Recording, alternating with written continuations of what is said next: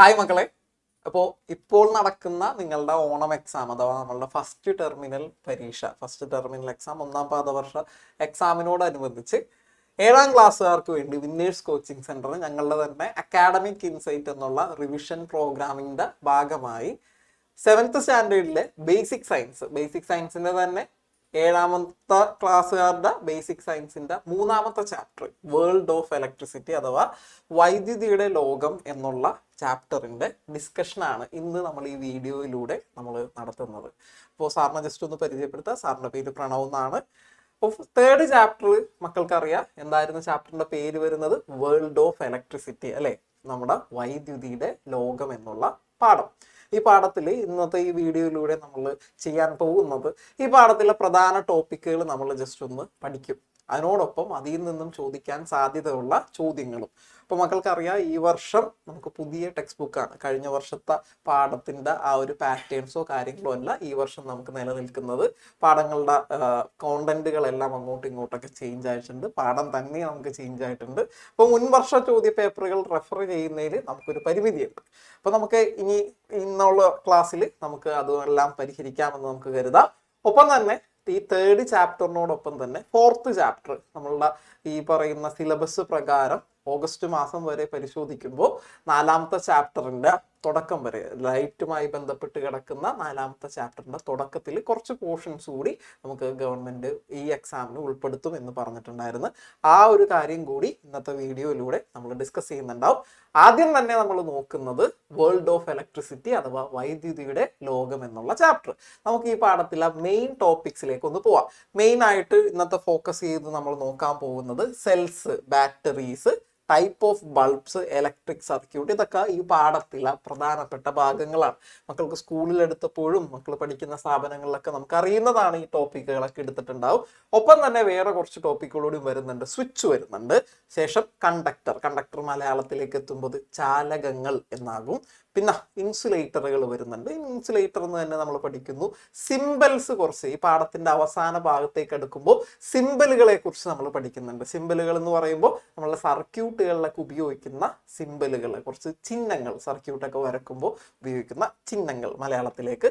ശേഷം electric shock. ഈ electric shock നമ്മൾ അത് പഠിക്കുന്നത് നമുക്ക് കുറച്ച് ഡെയിലി ലൈഫിൽ നമ്മുടെ നിത്യജീവിതത്തിൽ മക്കൾ വളർന്നു വരുന്ന സാഹചര്യങ്ങളിലൊക്കെ നമ്മൾ എന്തായാലും വൈദ്യുതി നമ്മുടെ ലൈഫിൻ്റെ ഒരു ഭാഗമാണ്. നമുക്ക് ഒഴിച്ചുകൂടാൻ പറ്റാത്തൊരു ഘടകമാണ്.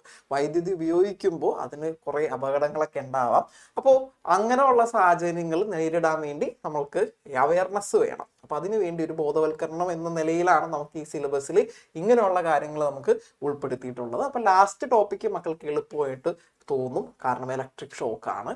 അത്രയും കാര്യങ്ങളൊക്കെയാണ് നമ്മൾ പ്രധാനമായിട്ടും ഈ പാഠത്തിൽ നോക്കാനായിട്ട് പോകുന്നത്. അപ്പോൾ ആദ്യം തന്നെ ജസ്റ്റ് സാറ് ഈ പാഠത്തിലെ മെയിൻ റോൾ എന്ന് പറയുന്നത് ഇലക്ട്രിസിറ്റിക്കാണ്. വേൾഡ് ഓഫ് ഇലക്ട്രിസിറ്റി, വൈദ്യുതിയുടെ ലോകം എന്നാണ് പാഠത്തിന്റെ പേര് പറയുന്നത്. അപ്പോൾ ആദ്യം തന്നെ മനസ്സിലാക്കുക, ഈ പാഠത്തിൽ ഏറ്റവും കൂടുതൽ റോൾ ഉള്ളത്, എപ്പോഴും ഏറ്റവും കൂടുതൽ റോൾ വരുന്നത് ഇലക്ട്രിസിറ്റിക്ക് തന്നെയാണ്. അപ്പോൾ ആദ്യം എന്താണ് ഇലക്ട്രിസിറ്റി? ഫസ്റ്റ് ഓഫ് ഓൾ എന്താണ് electricity? Electricity is A form of energy. Electricity എനർജിയുടെ ഒരു ഫോമാണ്, ഊർജത്തിന്റെ ഒരു രൂപമാണ്. ഒരുപാട് എനർജീസ് നമുക്കറിയാം. ഹീറ്റ് എനർജി, താപം ഒരു ഊർജമാണ്. ലൈറ്റ് എനർജി, പ്രകാശം ഒരു ഊർജമാണ്. അതേപോലെ ഊർജത്തിന്റെ ഒരു രൂപമാണ് എന്തെന്ന് പറഞ്ഞാൽ ഇലക്ട്രിസിറ്റി അഥവാ വൈദ്യുതി എന്ന് പറഞ്ഞാൽ. ഈ ഇലക്ട്രിസിറ്റിനെ നമുക്ക് ഒരു രൂപത്തിൽ നിന്നും മറ്റൊരു രൂപത്തിലേക്ക്, ഒരു ഫോമിൽ നിന്നും മറ്റൊരു ഫോമിലേക്ക് കൺവേർട്ട് ചെയ്യാനായിട്ട് പറ്റും. രണ്ടാമത്തെ സെന്റൻസ് ആയിട്ട് സാർ നൽകിയിരിക്കുന്നത് എന്താണ്? It can be easily converted to many other forms. ഇത് എളുപ്പത്തിൽ നമുക്ക് മറ്റ് ഫോമുകളിലേക്ക് കൺവേർട്ട് ചെയ്യാം. ഫോർ എക്സാമ്പിൾ, സാർ ഒരു എക്സാമ്പിൾ ആയിട്ട് സാർ ഒരു കാര്യം പറയുന്നതാണ്. നമ്മളൊരു ബൾബ് വീട്ടിൽ പ്രകാശിപ്പിക്കുന്നു. എന്താണ് നമ്മൾ അതിലേക്ക് കൊടുക്കുന്നത്? ഇലക്ട്രിസിറ്റി നമ്മൾ നൽകിയാണ്. ഒരു ബൾബ് നമുക്ക് പ്രകാശിപ്പിക്കണം എന്നുണ്ടെങ്കിൽ നമ്മൾ വൈദ്യുതി സപ്ലൈ ചെയ്യുന്നത്. നമ്മൾ കൊടുക്കുന്നത് ആരെയാണ്? ഇലക്ട്രിസിറ്റിയാണ്. പക്ഷെ നമുക്ക് ലഭിക്കുന്നതോ ലൈറ്റ് ആണ്. അപ്പോൾ സാർ എന്താണ് ചെയ്തത്? ഇലക്ട്രിസിറ്റിനെ ഒരു കൺവേർട്ട് ചെയ്തിരിക്കുന്നു. എന്തിലേക്ക് കൺവേർട്ട് ചെയ്തിരിക്കുന്നു? ലൈറ്റ് എന്ന മറ്റൊരു ഫോമിലേക്ക്, പ്രകാശം എന്ന മറ്റൊരു രൂപത്തിലേക്ക് അവിടെ കൺവേർഷൻ നടന്നു. അതാണ് ഈ രണ്ടാമത്തെ സെന്റൻസ് മീൻ ചെയ്യുന്നത്. എന്താണ് മീൻ ചെയ്യുന്നത്? Electricity can be converted to one form to another form. ഒരു രൂപത്തിൽ നിന്നും മറ്റൊരു രൂപത്തിലേക്ക് വൈദ്യുതിനെ നമുക്ക് മാറ്റാനായിട്ട് സാധിക്കും. ഓക്കെ, ഇനി ഇലക്ട്രിസിറ്റിയുടെ സോഴ്സുകൾ നമുക്ക് നോക്കാം. നമുക്ക് എവിടെ നിന്നൊക്കെയാണ് ഇലക്ട്രിസിറ്റി കിട്ടുന്നത്? ഫോർ എക്സാമ്പിൾ, നമുക്കൊരു ജനറേറ്ററിൽ നിന്നും വൈദ്യുതി നമുക്ക് ലഭിക്കാറുണ്ട്, നമുക്ക് സെല്ലുകളിൽ നിന്നും വൈദ്യുതി ലഭിക്കാറുണ്ട്, സോളാർ സെല്ലുകളിൽ നിന്നും നമുക്ക് വൈദ്യുതികൾ ലഭിക്കാറുണ്ട്. അപ്പോൾ ടെക്സ്റ്റ് ബുക്കിലൊക്കെ നമുക്ക് സോഴ്സസ് ഓഫ് ഇലക്ട്രിസിറ്റി പരീക്ഷയ്ക്ക് അങ്ങനെ ചോദിക്കാൻ സാധിച്ചാലോ അല്ലെങ്കിൽ ചോദിച്ചു കഴിഞ്ഞാലും നമുക്ക് പറയാം ഇലക്ട്രിസിറ്റി നമുക്ക് ബാറ്ററിയിൽ നിന്ന് കിട്ടും, ജനറേറ്ററിൽ നിന്ന് കിട്ടും, സോളാർ സെല്ലുകളിൽ നിന്ന് കിട്ടും, അങ്ങനെയുള്ള കാര്യങ്ങൾ നമുക്ക് പറയാം. സോഴ്സ് എന്ന് പറയുന്ന സ്രോതസ്സുകൾ, വൈദ്യുതിയുടെ സ്രോതസ്സുകൾ. ഓക്കെ, അപ്പോൾ ഇലക്ട്രിസിറ്റിയുടെ ഒരു ഇൻട്രൊഡക്ഷൻ മാത്രമാണ് പാഠത്തിന്റെ സാറ് പറഞ്ഞു കഴിഞ്ഞിട്ടുള്ളത്. ഇനി ഊർജത്തിന്റെ രൂപമാണ്. ഇപ്പൊ പറഞ്ഞ കാര്യങ്ങൾ തന്നെ സാറ് മലയാളത്തിലൂടെ പറയുന്നു. നമുക്ക് മലയാളം മീഡിയത്തിലുള്ളവരാണ്. ഊർജത്തിന്റെ ഒരു രൂപമാണ് എന്ത്? വൈദ്യുതി. ഒരു രൂപത്തിൽ നിന്നും മറ്റൊരു രൂപത്തിലേക്ക് ഇതിനെ പരിവർത്തനം ചെയ്യാവുന്നതാണ്. പരിവർത്തനം മീൻസ് ഇംഗ്ലീഷിൽ നമ്മൾ ഇതിനെ കൺവേർട്ട് ചെയ്യാവുന്നതാണ്. പരിവർത്തനം ചെയ്യുക എന്ന് പറഞ്ഞാൽ നമുക്കിതിനെ കൺവേർട്ട് ചെയ്യാവുന്നതാണ്. വൈദ്യുതി സ്രോതസ്സുകൾ നമ്മൾ സ്രോതസ്സുകളെ കുറിച്ച് പഠിക്കുമ്പോൾ ഉപകരണങ്ങൾ, ഇലക്ട്രിക് സെല്ലുകൾ, ജനറേറ്റർ, സോളാർ സെൽ, ഈ സെല്ല്, ജനറേറ്റർ എല്ലാം നമ്മൾ ഈ പാഠത്തിൽ തന്നെ നമ്മൾ ഡിസ്കസ് ചെയ്യുന്നുണ്ട്. തുടർന്ന് പോകുമ്പോൾ ക്ലാസ്സിൽ നിന്ന് തുടർന്ന് പോകുമ്പോൾ ജനറേറ്ററെ കുറിച്ച് ചെറിയ കാര്യങ്ങളൊക്കെ നമ്മൾ പഠിക്കും, സെല്ലുകളെ കുറിച്ചും നമ്മൾ ചെറിയ ചെറിയ കാര്യങ്ങൾ പഠിക്കും. അപ്പോൾ ഇനി നമ്മൾ നോക്കാനായിട്ട് പോകുന്നത് ഇപ്പോൾ സാറ് പറഞ്ഞു നിർത്തിയ സെല്ലുകളെ കുറിച്ചാണ്. തൊട്ട് മുന്നേ പറഞ്ഞുള്ളൂ, ഇലക്ട്രിക് സെല്ലുകളെ കുറിച്ചാണ് നമ്മൾ പഠിക്കാനായിട്ട് പോകുന്നത്. എന്താണ് electric cell? Electric cells are devices that convert chemical energy into electrical energy. Chemical എനർജിനെ ഇലക്ട്രിക്കൽ എനർജി ആക്കി മാറ്റുന്ന ഉപകരണങ്ങൾ. കെമിക്കൽ എനർജി മലയാളത്തിൽ ഇതിനെ രാസ ഊർജം എന്ന് പറയും. ഈ രാസ ഊർജത്തിനെ എന്താക്കി മാറ്റും? വൈദ്യുത ഊർജമാക്കി മാറ്റുന്ന ഉപകരണങ്ങളാണ്, ഡിവൈസസ് ആണ് എന്ത്? കെമിക്കൽ എനർജിനെ ഇലക്ട്രിക്കൽ എനർജി ആക്കി മാറ്റുന്ന ഡിവൈസസ് ആണ് സെല്ലുകൾ അഥവാ cells. Electrical energy stored as chemical energy in them. ഇവിടെ സെല്ലിനകത്ത് ഇവിടെ സംഭരിച്ചു വച്ചിരിക്കുകയാണ്. ഏത് രൂപത്തിൽ? രാസോർജമായി വൈദ്യുത ഊർജത്തെ സംഭരിച്ചു വെച്ചിരിക്കുകയാണ് ചെയ്തിരിക്കുന്നത്. എപ്പോഴായിരിക്കും വെറുതെ ഒരു ചോദ്യം ചോദിക്കാൻ, വാട്ട് ഈസ് സെൽ എന്ന് ചോദിച്ചാൽ കെമിക്കൽ എനർജിയെ ഇലക്ട്രിക്കൽ എനർജിയായി കൺവേർട്ട് ചെയ്യുന്ന ഡിവൈസുകളാണ്, ഉപകരണങ്ങളാണ് സെല്ലുകൾ. ഇവിടെ കെമിക്കൽ എനർജിയെ കെമിക്കൽ എനർജിയായി ആ രൂപത്തിൽ വൈദ്യുതിയെ സ്റ്റോർ ചെയ്ത് വെച്ചിരിക്കുന്നു. മറന്നു പോകരുത്. നോട്ട് നിങ്ങൾക്ക് ലഭിക്കുന്നതാണ്. നോട്ട് നിങ്ങൾക്ക് സ്ക്രീൻഷോട്ട് എടുക്കുകയോ ക്ലാസ്സിനോടൊപ്പം തന്നെ പഠിച്ചു പോകാവുന്നതാണ്. അപ്പോൾ രാസോർജത്തെ വൈദ്യുതോർജമാക്കി മാറ്റുന്ന ഉപകരണങ്ങളാണ് ഇലക്ട്രിക് സെല്ലുകൾ. വൈദ്യുത ഊർജം അവയിൽ രാസ ഊർജമായി സംഭരിക്കുന്നു. ഓക്കെ, രാസോർജമായി സെല്ലുകളിൽ സംഭരിച്ചിരിക്കുന്നു. ശേഷം നമ്മൾ പഠിക്കുന്നത് 2 ടൈപ്പ് സെല്ലുകളാണ്. There are 2 types of cell. അതാണ് സാർ കാണിച്ചിരിക്കുന്ന റീചാർജബിൾ സെൽസും നോൺ റീചാർജബിൾ സെൽസ്. പേരിലുണ്ട്, ഈ കാര്യങ്ങൾ പേരിലുണ്ട്. എന്താണ് റീചാർജബിൾ സെൽസ്? പേര് സൂചിപ്പിക്കുന്ന പോലെ തന്നെ റീചാർജ് ചെയ്യാൻ പറ്റുകയും വീണ്ടും വീണ്ടും ഉപയോഗിക്കാൻ പറ്റുകയും ചെയ്യുന്ന സെല്ലുകളാണ് റീചാർജബിൾ സെൽസ്. എല്ലാവരും ഒരു മൊബൈൽ ഫോണിലോ ഒരു ലാപ്ടോപ്പിലോ ആയിരിക്കും ഈ വീഡിയോസ് കാണുന്നത്. ആയിക്കോട്ടെ, അപ്പോൾ ഈ മൊബൈൽ ഫോൺസ് നമ്മൾ എന്താ പറഞ്ഞത്? റീചാർജ് ചെയ്യാറില്ലേ? ഫോൺസ് ചാർജ് ഇറങ്ങുന്ന രീതിയിൽ നമ്മളത് റീചാർജ് ചെയ്യാറുണ്ട്. പോട്ടെ, ഒരു ലാപ്ടോപ്പ് ആണെങ്കിലും നമ്മളത് എന്ത് ചെയ്യാറുണ്ട്? റീചാർജ് ചെയ്യാറുണ്ട്. അപ്പോൾ റീചാർജബിൾ സെല്ലുകൾക്ക് എക്സാമ്പിൾ ചോദിച്ചു കഴിഞ്ഞാൽ സാർ ഇപ്പോൾ ഓൾറെഡി പറഞ്ഞു കഴിഞ്ഞു എന്തൊക്കെയുണ്ട്. മൊബൈൽ ഫോണിന്റെ ബാറ്ററി പറയാം, ലാപ്ടോപ്പിന്റെ ബാറ്ററി പറയാം, വെഹിക്കിൾസിന്റെ ബാറ്ററി പറയാം. എമർജൻസിയിൽ പറയണമെന്നില്ല, വെഹിക്കിൾസിലെ ബാറ്ററി. നമ്മൾ വാഹനങ്ങളിലും ഈ പറഞ്ഞ ബാറ്ററീസ് നമ്മൾ ഉപയോഗിക്കുന്നുണ്ട്. അതും നമുക്ക് റീചാർജ് ചെയ്യാൻ പറ്റുന്നവയാണ്. അപ്പോൾ റീചാർജ് ചെയ്യുകയും വീണ്ടും വീണ്ടും ഉപയോഗിക്കാൻ സാധിക്കുകയും ചെയ്യുന്ന സെല്ലുകളെ നമുക്ക് റീചാർജബിൾ സെല്ലുകൾ എന്ന് പറയാം. എക്സാമ്പിൾ കൂടി പഠിച്ചു വെക്കണം. ലാപ്ടോപ്പിലെ ബാറ്ററി നമുക്ക് പറയാം, ദെൻ മൊബൈൽ ഫോണിലെ ബാറ്ററി നമുക്ക് പറയാം, വെഹിക്കിൾസ് വാഹനങ്ങളിലെ ബാറ്ററിയും നമുക്ക് ഇതിന് ഉദാഹരണമായി പറയാം. ഇനി രണ്ടാമത്തെ സെല്ലുകളെ കുറിച്ച് പഠിക്കുമ്പോൾ നോൺ റീചാർജബിൾ സെല്ലാണ്. പേര് സൂചിപ്പിക്കുന്ന പോലെ തന്നെ റീചാർജ് ചെയ്യാൻ പറ്റാത്തതും വീണ്ടും വീണ്ടും ഉപയോഗിക്കാൻ പറ്റാത്തതുമായിട്ടുള്ള സെല്ലുകളാണ് non rechargeable cell. For example നമ്മുടെ ക്ലോക്കിൽ ഉപയോഗിക്കുന്ന ബാറ്ററി, വാച്ച് ബാറ്ററി. എപ്പോഴും ശ്രദ്ധിക്കുക, ഇൻ കേസ് നമ്മുടെ മാർക്ക് കളയാൻ വേണ്ടി ഒരു സ്മാർട്ട് വാച്ച് ആണ് ഉദ്ദേശിക്കുന്നതെന്നുണ്ടെങ്കിൽ സ്മാർട്ട് വാച്ചുകളിൽ, പ്രത്യേകിച്ച് സ്മാർട്ട് വാച്ചുകളിൽ നമുക്ക് റീചാർജ് ചെയ്യാനുള്ള ഓപ്ഷൻസ് കാണാറുണ്ട്. എങ്കിലും അങ്ങനെ ക്വസ്റ്റ്യൻ വരാനുള്ള സാധ്യത ഒന്നുമില്ല.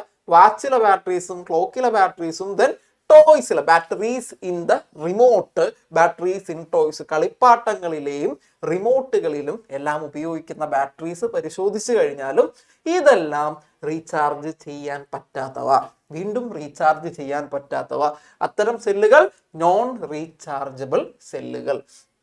അപ്പൊ നമ്മൾ ആദ്യം പഠിച്ച ടോപ്പിക്ക് എന്താണ് cell, what is cell? Chemical എനർജിയെ ഇലക്ട്രിക്കൽ എനർജി ആയിട്ട് കൺവേർട്ട് ചെയ്യുന്നു. ശേഷം there are two types of cells. ഏതൊക്കെയാണ്? റീചാർജബിൾ ഉണ്ട്, നോൺ റീചാർജബിൾ ഉണ്ട്. റീചാർജ് ചെയ്യാൻ പറ്റുന്നതും റീചാർജ് ചെയ്യാൻ പറ്റാത്തതും വിത്ത് എക്സാമ്പിൾ, എക്സാമ്പിളിനാണ് കൂടുതൽ ഇമ്പോർട്ടൻറ്റ്. അപ്പോൾ ഇതുമായി ബന്ധപ്പെട്ട് ഇങ്ങനെ കാര്യങ്ങളൊക്കെ വരുമ്പോൾ ജസ്റ്റ് മലയാളം കൂടി നമ്മൾ നോക്കാം. റീചാർജ് ചെയ്യാവുന്ന സെല്ലുകൾ റീചാർജ് ചെയ്ത് വീണ്ടും ഉപയോഗിക്കാം. ഉദാഹരണം മൊബൈൽ ഫോണിലെ ബാറ്ററി നമ്മൾ പറഞ്ഞു, ലാപ്ടോപ്പിലെ ബാറ്ററി പറഞ്ഞു. ചെയ്യാനാവാത്ത സെല്ലുകളിൽ വീണ്ടും ഉപയോഗിക്കാൻ കഴിയില്ല. ഉദാഹരണം ക്ലോക്കിലെ ബാറ്ററി, റിമോട്ടിലെ ബാറ്ററി, കളിപ്പാട്ടങ്ങളുടെ ബാറ്ററി, ഇതൊന്നും നമുക്ക്, വാച്ചിലെ ബാറ്ററി, ഇതൊന്നും വീണ്ടും വീണ്ടും നമുക്ക് ഉപയോഗിക്കാൻ പറ്റത്തില്ല, സാധിക്കത്തില്ല. ഓക്കെ, ഇനി നമുക്ക് ഒരു ക്വസ്റ്റ്യൻ നമുക്കൊന്ന് നോക്കാം. Right examples for rechargeable cell. Recharge ചെയ്യാൻ പറ്റുന്ന സെല്ലുകൾക്ക് ഉദാഹരണം എഴുതുക. ഇങ്ങനൊരു ചോദ്യം പറഞ്ഞു കഴിഞ്ഞാൽ നമുക്ക് ആകെ എക്സാമ്പിൾ മാത്രം എഴുതിയാൽ മതി. എക്സാമ്പിൾ റീചാർജ് വീണ്ടും ചെയ്യാൻ പറ്റുന്ന സെല്ലുകൾക്ക് എക്സാമ്പിൾ മൊബൈലിൻ്റെ ബാറ്ററി, ലാപ്ടോപ്പിൻ്റെ ബാറ്ററി, ഈ 2 എഴുതിയാൽ മതിയോ. 3 പഠിച്ചു വെച്ചിട്ടുണ്ടെങ്കിലും നമുക്ക് 2 നമുക്ക് ആവശ്യം വരുള്ളൂ.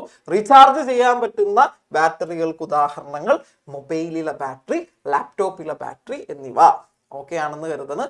ഇനി നമുക്ക് ബാറ്ററി എന്ന് 2-3 തവണ പറഞ്ഞപ്പോൾ നമുക്ക് ബാറ്ററി എന്താണെന്ന് പഠിക്കാം. ഈ സെല്ലുകളുടെ വലിയൊരു രൂപത്തെയാണ് ബാറ്ററി. ഫോർ എക്സാമ്പിൾ സാർ ഇവിടെ ഒരു ബാറ്ററി ഇപ്പോൾ കാണിച്ചിരിക്കുന്നു.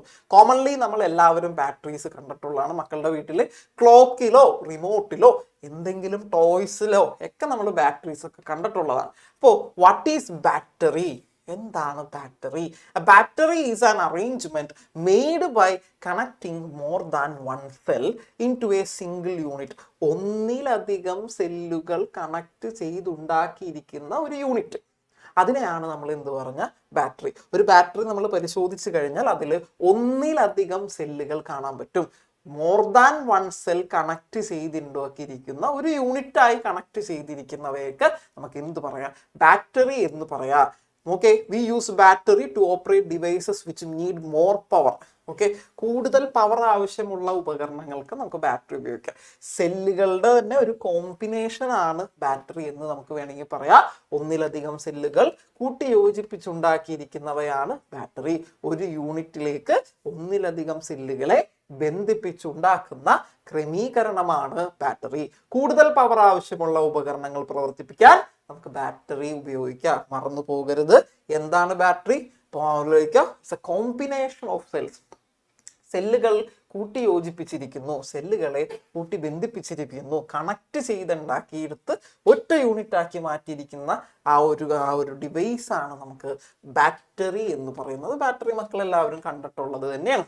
ഇനി ഈ പാഠത്തിൽ ആ സെല്ലുകളും ബാറ്ററിയൊക്കെ കഴിഞ്ഞു കഴിഞ്ഞാൽ പാഠത്തിൽ വരുന്ന വേറൊരു ടോപ്പിക്കാണ് ഡിഫറെൻറ്റ് ടൈപ്സ് ഓഫ് ബൾബുകൾ.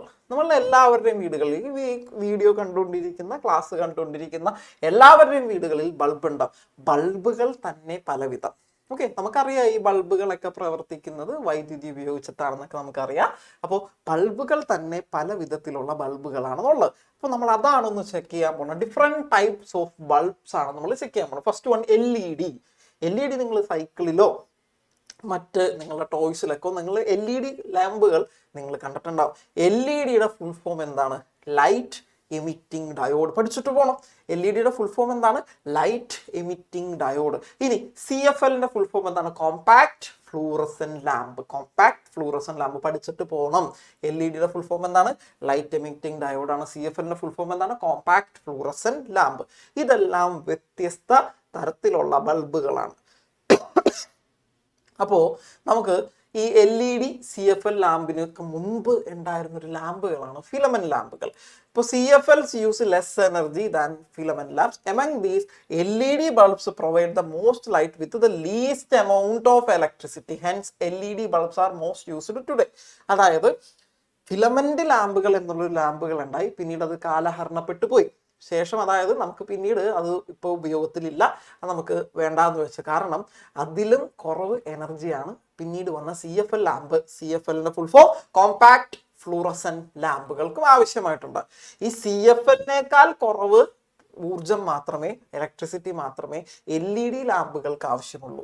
അപ്പോൾ നിലവിൽ ഇപ്പോൾ ഈ ഒരു വർഷമൊക്കെ എടുത്ത് നോക്കുമ്പോൾ, ഇപ്പോഴത്തെ കാലഘട്ടം എടുത്ത് നോക്കുമ്പോൾ, കഴിഞ്ഞ 3-4 വർഷങ്ങളായിട്ട് നമ്മൾ എടുത്ത് നോക്കുമ്പോൾ എല്ലാവരും LED-യിലേക്ക് മാറിക്കൊണ്ടിരിക്കുകയാണ്. നമ്മളുടെ വീടുകളിൽ ഉപയോഗിക്കുന്ന ലാമ്പുകളെല്ലാം നമ്മൾ ലൈറ്റ് എമിറ്റിംഗ് ഡയോഡ്സിലേക്ക് മാറിക്കൊണ്ടിരിക്കുന്നു. കാരണം അതിന് നല്ല പ്രകാശം ഉണ്ടാകും, അതിന് കുറവ് ഊർജം മതി, കറണ്ട് ബില്ലൊക്കെ നമ്മുടെ വീട്ടിൽ കുറഞ്ഞു കിട്ടും. കാരണം LED-ക്ക് കുറവ് പവർ അല്ലെങ്കിൽ കൺസപ്ഷൻ ഓഫ് എനർജി വളരെ കുറവാണ്, പക്ഷെ നല്ല പ്രകാശം ലഭിക്കുകയും ചെയ്യും. അപ്പം നമ്മുടെ വീടുകളിൽ മാക്സിമം LED ലാമ്പുകൾ ആക്കുന്നത് കൊണ്ടുള്ള ഗുണം, ഒന്ന്, നമുക്ക് നല്ല പ്രകാശം കിട്ടുകയും ചെയ്യും, നമ്മളുടെ കറണ്ട് ബില്ല് നമുക്ക് എന്ത് ചെയ്യാൻ പറ്റും, കുറയ്ക്കാനായിട്ടും പറ്റും. കാരണം ഇതിന് പ്രവർത്തനത്തിന് കറണ്ടിൻ്റെ ഉപയോഗം കുറവാണ്, കൂടുതൽ പ്രകാശം ലഭിക്കുകയും ചെയ്യും. ഓക്കെ, അപ്പോൾ ഇതാണ് നമ്മളുടെ LED. ഫസ്റ്റ് ഓഫ് ഓൾ ഒരു ടൈപ്പ് ഓഫ് ബൾബാണ്. രണ്ടാമത് CFL കോമ്പാക്ട് ഫ്ലൂറസൻ ലാമ്പ്, അതൊരു ടൈപ്പാണ്. അപ്പോൾ ഇന്നിപ്പോൾ CFL ഉപയോഗിക്കുന്നില്ല, അതുകൂടി മനസ്സിലാലോചിച്ച് വെക്കുക. എന്താണ് ഒരു LED മൊഡ്യൂൾ എന്ന് പറഞ്ഞാൽ? Arrangement of more than LED bulbs in A strip. Strip എല്ലാവർക്കും അറിയുന്നതാണ്. LED-യുടെ സ്ട്രിപ്പൊക്കെ മേടിച്ച് നമ്മൾ സൈക്കിളിലൊക്കെ നമ്മളൊക്കെ ഒട്ടിക്കാറുള്ളതാണ്. LED-യുടെ ഒരു സ്ട്രിപ്പ് എന്ന് പറയുമ്പോൾ അതൊരു മൊഡ്യൂളാണ്. ഒന്നിലധികം മോർ ദാൻ 1 LED ഇങ്ങനെ അറേഞ്ച് ചെയ്ത് വെച്ചിരിക്കുന്നതാണ് ഒരു LED മൊഡ്യൂൾ എന്ന് പറയുന്നത്. അപ്പോൾ LED ലാമ്പുകളാണ് നമ്മൾ പഠിച്ചത്. നമ്മളെ ടോപ്പിക് എന്തായിരുന്നു? ബൾബുകളുടെ വ്യത്യസ്ത തരം ഡിഫറെന്റ് ടൈപ്സ് ഓഫ് ബൾബ്സ് ആണ് നമ്മൾ നോക്കിയത്. LED-യുടെ ഫുൾ ഫോം നമ്മൾ പഠിച്ചു, ലൈറ്റ് എമിറ്റിംഗ് ഡയോഡ്. രണ്ടാമത് CFL നമ്മൾ പഠിച്ചു, compact fluorescent lamp. Then compact fluorescent ലാമ്പിനേക്കാൾ കൂടുതൽ ഇപ്പൊ ആരും ഉപയോഗിക്കുന്നു? LED ലാമ്പുകൾ ഉപയോഗിക്കുന്നു. ഊർജ ഉപയോഗം കുറവ്, കൂടുതൽ പ്രകാശം, എനർജി കൺസംപ്ഷൻ കുറവാണ്, പക്ഷെ കൂടുതൽ ലൈറ്റ്, മോർ ബ്രൈറ്റ് ആയിട്ടുള്ള ലൈറ്റ് നമുക്ക് കിട്ടും. What is LED module? എന്താണ് LED മൊഡ്യൂൾ? ഒരു സ്ട്രിപ്പിൽ ഒന്നിലധികം ബൾബുകളുടെ, LED ബൾബുകളുടെ ക്രമീകരണം, അതിനാണ് നമ്മൾ LED മൊഡ്യൂൾ എന്ന് പറയുന്നത്. ഇത്രയും കാര്യങ്ങൾ നമുക്ക് ഡിഫറെൻറ്റ് ടൈപ്സ് ഓഫ് ബൾബ്സ് ഇന്ന് പഠിച്ചിട്ട് പോവാം. ദെൻ നമുക്ക് ജസ്റ്റ് ഒന്ന് അതിൻ്റെ ഫിഗേഴ്സ് ഒന്ന് നോക്കി നോക്കാം. ആവശ്യം വരത്തില്ല, എങ്കിലും മക്കൾക്ക് പെട്ടെന്ന് കണക്റ്റ് ആവാൻ വേണ്ടി ഈ കാണുന്നതാണ് നമ്മളുടെ CFL ലാമ്പുകൾ. ഇപ്പോൾ ഈ ആളെ എന്ത് ചെയ്യുന്നില്ല, ഉപയോഗിക്കുന്നൊന്നുമില്ല. ഈ കാണുന്നതാണ് ഇപ്പോൾ നമ്മളുടെ LED ലാമ്പ്. CFL ഇപ്പോൾ ഉപയോഗത്തിൽ ഇല്ല എന്ന് പൂർണ്ണമായിട്ടും പറയാൻ പറ്റില്ല, ചിലവരുടെയൊക്കെ വീട്ടിലൊക്കെ ഉണ്ടാവും. എങ്കിലും ഇപ്പോൾ കൂടുതൽ എല്ലാവരും ആശ്രയിക്കുന്നത് നമ്മളുടെ LED ലാമ്പുകളാണ്. പവർ, അതായത് എനർജി കൺസപ്ഷൻ കുറവ്, ബില്ല് നമുക്ക് കുറച്ച് തരും, നല്ല പ്രകാശം കിട്ടും, ഒരുപാട് കാലം നിലനിൽക്കുകയും ചെയ്യും. LED ലാമ്പുകളെ കുറിച്ച് നാം ഇത്രയും കാര്യങ്ങളാണ് നോക്കി വെക്കേണ്ടത്. ഇനി നമ്മൾ പ്രോഗ്രസ് ചെയ്യുന്നതനുസരിച്ച് അടുത്ത ടോപ്പിക്കിലേക്ക് പോകുമ്പോൾ ഇലക്ട്രിക് സർക്യൂട്ട്, അതാണ് നമ്മൾ നോക്കേണ്ടത്. ഇലക്ട്രിക് സർക്യൂട്ട് എന്താണ്? ഒരു electric circuit, electric circuit is an arrangement that passes electricity from an electric source to a device. ഇതൊരു അറേഞ്ച്മെന്റ് ആണ്. ആദ്യം മനസ്സിലാക്കുക, ഒരു സർക്യൂട്ട് എന്നാൽ അതൊരു അറേഞ്ച്മെന്റ് ആണ്. ഇത് ഇലക്ട്രിസിറ്റിയെ കടത്തിവിടും. ഒരു സോഴ്സ് ഉണ്ടാവും, ആ സോഴ്സിൽ നിന്നും അത് എന്തിലേക്ക്, ഒരു ഡിവൈസിലേക്ക്, ഒരു സ്രോതസ്സിൽ നിന്നും ഒരു ഉപകരണത്തിലേക്ക് വൈദ്യുതി കടത്തിവിടുന്ന ഒരു അറേഞ്ച്മെന്റ് ആണ്, ഒരു സംവിധാനമാണ് സർക്യൂട്ട് എന്നാൽ, ഇലക്ട്രിക് സർക്യൂട്ട് എന്നാൽ. ഇലക്ട്രിക് സർക്യൂട്ട് ആകണമെങ്കിൽ മിനിമം, ഏറ്റവും കുറവ്, അറ്റ്ലീസ്റ്റ് ഈ പറയുന്ന കാര്യങ്ങൾ വേണം. ഒരു സോഴ്സ് വേണം, മേ ബി ഒരു ബാറ്ററി, വൈദ്യുതി കൊടുക്കാൻ വേണ്ടി ഒരു സോഴ്സ്, ഒരു സ്രോതസ് വേണം. വയറുകൾ വേണം, അത് കണക്റ്റിംഗ് വയർ. മൂന്നാമത് ഒരു ഡിവൈസ്, നമ്മൾ ഈ വൈദ്യുതി കടത്തി വിട്ട് ഏതെങ്കിലും ഒരു ഉപകരണം നമ്മൾ പ്രവർത്തിപ്പിക്കണമല്ലോ. അപ്പോൾ 3 കാര്യങ്ങൾ മിനിമം വേണം. പരീക്ഷയ്ക്ക് ഒരു ക്വസ്റ്റ്യൻ വരണം. ഒരു സർക്യൂട്ട് നിർമ്മിക്കാൻ മിനിമം എന്തെല്ലാം വേണം? ഒരു വൈദ്യുതി സർക്യൂട്ട് നിർമ്മിക്കാൻ മിനിമം എന്തൊക്കെ വേണം? 3 കാര്യങ്ങൾ വേണം. മിനിമം 3 കാര്യങ്ങൾ. ഒരു സ്രോതസ്, ഒരു സോഴ്സ് വേണം. രണ്ടാമത് കണക്റ്റിംഗ് വയർ വേണം. മൂന്നാമത് ഒരു ഡിവൈസ്, ഒരു ഉപകരണം വേണം. 3 കാര്യങ്ങളാണ് നമുക്ക് മിനിമം ഒരു ഇലക്ട്രിക് സർക്യൂട്ട് ആക്കി മാറ്റാൻ വേണ്ടത്. അപ്പോൾ ഇത് വൈദ്യുതിയെ കടത്തിവിടും, ഒരു സോഴ്സിൽ നിന്നും ഒരു വൈദ്യുതിയെ കടത്തിവിട്ട് അതൊരു ഡിവൈസിലേക്ക് എത്താൻ നമ്മളെ സഹായിക്കുന്നതാണ് ഒരു ഇലക്ട്രിക് സർക്യൂട്ട് എന്നാൽ. അപ്പോൾ ഇത്രയും സാറ് പറഞ്ഞ കാര്യങ്ങൾ തന്നെ ഒന്ന് മലയാളം നോക്കണേണ്. ഒരു വൈദ്യുത സ്രോതസ്സിൽ നിന്ന് ഒരു ഉപകരണത്തിലേക്ക് വൈദ്യുതി കടത്തിവിടുന്ന ഒരു ക്രമീകരണം. ഈ ക്രമീകരണം എന്നുള്ള വാക്കാണ് നമ്മൾ ഇംഗ്ലീഷിൽ അറേഞ്ച്മെന്റ് എന്ന് പഠിച്ചത്. ഇതൊരു അറേഞ്ച്മെന്റ് ആണ്, ഇതൊരു ക്രമീകരണമാണ്. ഒരു ഇലക്ട്രിക് സർക്യൂട്ട് കുറഞ്ഞത് ഏറ്റവും അറ്റ്ലീസ്റ്റ് ഒരു വൈദ്യുത സ്രോതസ് വേണം, സോഴ്സ് വേണം, കണക്റ്റിംഗ് വയർ ചാലക കമ്പി വേണം, രണ്ടാമത് ഒരു വൈദ്യുതി ഉപകരണം വേണം. ഇനി ഈ ഇലക്ട്രിക് സർക്യൂട്ട് നമ്മൾ പഠിച്ചു കഴിഞ്ഞിട്ടുണ്ടെങ്കിൽ ഇതിനോടൊപ്പം തന്നെ ഈ ടോപ്പിക്കിനോടൊപ്പം തന്നെ ടെക്സ്റ്റ് ബുക്കിൽ കിടക്കുന്ന മറ്റൊരു ടോപ്പിക്കാണ് എക്സാമിന് എപ്പോഴും ചോദിക്കാൻ സാധ്യത ഉള്ളത്, ഇനി ഉള്ള എക്സാംസിന് നമുക്ക് ചോദിക്കാൻ സാധ്യത ഉള്ള ഒരു ടോപ്പിക്കാണ് open circuit and closed circuit. രണ്ട് ടൈപ്പ് സർക്യൂട്ട് ആണ് മക്കളെ നമുക്ക് പഠിക്കാനുള്ളത്. There are 2 types of circuit. Closed ഉണ്ടാവും, ഓപ്പൺ സർക്യൂട്ട് ഉണ്ടാവും. തുറന്നതും അടഞ്ഞതും. ഓപ്പൺ മീൻസ് തുറന്നത്, ക്ലോസ്ഡ് മീൻസ് അടഞ്ഞത്. രണ്ട് ടൈപ്പ് ഓഫ് സർക്യൂട്ടുകളാണ് നമുക്കുള്ളത്. സാർ വീണ്ടും പറയുന്നു, they are open and closed circuit. തുറന്ന സർക്യൂട്ടും അടഞ്ഞ സർക്യൂട്ടുമാണ് നമുക്കുള്ളത്. A circuit is A closed one if it is complete. ഒരു സർക്യൂട്ട് കംപ്ലീറ്റ് ആണെങ്കിൽ, പൂർണ്ണമാണെങ്കിൽ, വയറുകളെല്ലാം കണക്ട് ചെയ്ത് ഡിവൈസുകളൊക്കെ ഇട്ട് കണക്ട് ചെയ്ത് എവിടെയും വിട്ടുപോയിട്ടില്ല എന്നുണ്ടെങ്കിൽ, കംപ്ലീറ്റ് ആണെങ്കിൽ ആ സർക്യൂട്ട് ക്ലോസ്ഡ് സർക്യൂട്ടാണ്, അഥവാ അടഞ്ഞ സർക്യൂട്ടാണ്. It is circuit is not complete if the circuit is not complete. Circuit പൂർണ്ണമല്ലെങ്കിൽ അതൊരു ഓപ്പൺ സർക്യൂട്ടാണ്. It is an open circuit. അപ്പൊ കംപ്ലീറ്റ് ആണെങ്കിൽ ക്ലോസ്ഡ് സർക്യൂട്ട് അടഞ്ഞതാണ്, കംപ്ലീറ്റ് അല്ലെങ്കിൽ ഓപ്പൺ സർക്യൂട്ട് തുറന്ന സർക്യൂട്ടാണ്. ഇലക്ട്രിക് ഡിവൈസുകൾ വർക്ക് ചെയ്യുന്നത് ക്ലോസ്ഡ് സർക്യൂട്ടിലാണ്. കണക്ഷൻ എല്ലായിടത്തും എത്തണ്ടേ? എല്ലായിടത്തും കണക്ഷനുകൾ എത്തിയിട്ടുണ്ടെങ്കിലേ നമ്മളുടെ ഉപകരണം എന്ത് ചെയ്യുള്ളൂ? വർക്ക് ചെയ്യുള്ളൂ, പ്രവർത്തിക്കുള്ളൂ. അപ്പൊ സാറ് വീണ്ടും പറയുന്നു, കംപ്ലീറ്റ് ആണെങ്കിൽ സർക്യൂട്ട് ക്ലോസ്ഡ് ആണ്. സർക്യൂട്ട് കംപ്ലീറ്റ് അല്ല, പൂർണ്ണമല്ലെങ്കിൽ ആ സർക്യൂട്ടിനെ നമുക്ക് ഓപ്പൺ സർക്യൂട്ട് എന്ന് വിളിക്കാം. അപ്പൊ നമ്മൾ പഠിച്ചുകൊണ്ടിരുന്നത് അടഞ്ഞ സർക്യൂട്ടും തുറന്ന സർക്യൂട്ടും. ഒരു സർക്യൂട്ട് പൂർത്തിയായിട്ടുണ്ടെങ്കിൽ അത് അടഞ്ഞ സർക്യൂട്ടാണ്. സർക്യൂട്ട് പൂർത്തിയായിട്ടില്ലെങ്കിൽ, കംപ്ലീറ്റ് അല്ലെങ്കിൽ, അത് ഒരു ഓപ്പൺ സർക്യൂട്ട് അഥവാ തുറന്ന സർക്യൂട്ടാണ്. അടഞ്ഞ സർക്യൂട്ടിൽ മാത്രമേ, ക്ലോസ്ഡ് സർക്യൂട്ടിൽ മാത്രമേ ഉപകരണങ്ങൾക്ക് പ്രവർത്തിക്കാനായിട്ട് കഴിയും. സാർ ഇതിൻ്റെ ഒരു പിക്ചറൈസേഷൻ ഒന്ന് കാണിച്ചു തരാനായിട്ട് താല്പര്യപ്പെടുന്നു. ഓക്കെ, ഈ ഓപ്പൺ സർക്യൂട്ട്, ക്ലോസ്ഡ് സർക്യൂട്ട്. ഇവിടെ ഓപ്പൺ സർക്യൂട്ട് എന്ന് പറയാൻ കാരണം, ഈ രണ്ടാമത് കാണിച്ചിരിക്കുന്നത് ഓപ്പൺ സർക്യൂട്ട് എന്ന് പറയാൻ കാരണം, ഇവിടെ നോക്കിയേ, ഇവിടെ നീ വയർ ഇങ്ങനെ പോയി ഇങ്ങനെ പോയി ഇങ്ങനെ പോയി ഇങ്ങനെ പോയി ഇങ്ങനെ പോയി, ഇവിടെ ഈ വയർ കണക്ഷൻ പൂർത്തിയായിട്ടുണ്ടോ? ഇല്ല. ഈ ലൈൻ അല്ലെങ്കിൽ ഈ വയർ ഈ ബൾബിലേക്ക് എത്തിയിട്ടുണ്ടോ? ഇല്ല, ഒരിക്കലും ഇല്ല. അപ്പൊ ഇത് കംപ്ലീറ്റ് അല്ല, ഈ സർക്യൂട്ട് കംപ്ലീറ്റ് അല്ല, ഈ സർക്യൂട്ട് പൂർണ്ണമല്ല. പൂർണ്ണമല്ലാത്ത, കംപ്ലീറ്റ് അല്ലാത്ത circuit, that is open circuit. രണ്ടാമത്തെ നോക്കി, ക്ലോസ്ഡ് സർക്യൂട്ട് എന്ന് പറയാൻ കാരണം, ഈ സർക്യൂട്ട് കറക്റ്റ് എല്ലാം കണക്ഷനൊക്കെ പോയിട്ടുണ്ട്. അതുകൊണ്ട് തന്നെ ഈ ബൾബിനെ സാർ ഒന്ന് യെല്ലോയിഷ് ആയിട്ട് കാണിച്ചിട്ടുണ്ട്. കാരണം ഇത് ക്ലോസ്ഡ് സർക്യൂട്ട് എന്ന് പറയാൻ കാരണം ഇത് കംപ്ലീറ്റ് ആണ്, ഈ സർക്യൂട്ട് പൂർണ്ണമാണ്, കണക്ഷൻ പൂർണ്ണമാണ്. ഇതൊരു ക്ലോസ്ഡ് സർക്യൂട്ടാണ്. ക്ലോസ്ഡ് സർക്യൂട്ടിലാണ് നമ്മളുടെ ബൾബ് ഗ്ലോ ചെയ്തത്. സാറാ പോയിന്റ്സ് എഴുതിയപ്പോൾ പറഞ്ഞിരുന്നു, ഉപകരണങ്ങൾ വർക്ക് ചെയ്യുന്നത്, ഡിവൈസുകൾ വർക്ക് ചെയ്യുന്നത് ഒരു ക്ലോസ്ഡ് സർക്യൂട്ടിലായിരിക്കും. സർക്യൂട്ട് കംപ്ലീറ്റ് അല്ലെങ്കിൽ അത് ഓപ്പൺ സർക്യൂട്ട്. കണ്ടോ, ഇവിടെ സർക്യൂട്ട് കംപ്ലീറ്റ് അല്ല, അതുകൊണ്ട് ഇതൊരു ഓപ്പൺ സർക്യൂട്ടാണ്. സർക്യൂട്ട് പൂർണ്ണമാണെങ്കിൽ അത് ക്ലോസ്ഡ് സർക്യൂട്ടാണ്. ഉപകരണങ്ങൾ വർക്ക് ചെയ്യുന്നത് ഏതിലാണ്? ക്ലോസ്ഡിലാണ്. അത്രയും കാര്യങ്ങൾ നിങ്ങൾക്കിത് പഠിക്കാനായിട്ട് നിങ്ങൾക്ക് ഇത് ടെക്സ്റ്റ് ബുക്ക് തന്നെ നമുക്ക് യൂസ് ചെയ്യാം. നിങ്ങളുടെ ടെക്സ്റ്റ് ബുക്കിന്റെ പേജ്, ഈ പേജ് നമ്പർ 48, 48ാമത്തെ പേജ് നമ്പർ നിങ്ങൾ നോക്കുക.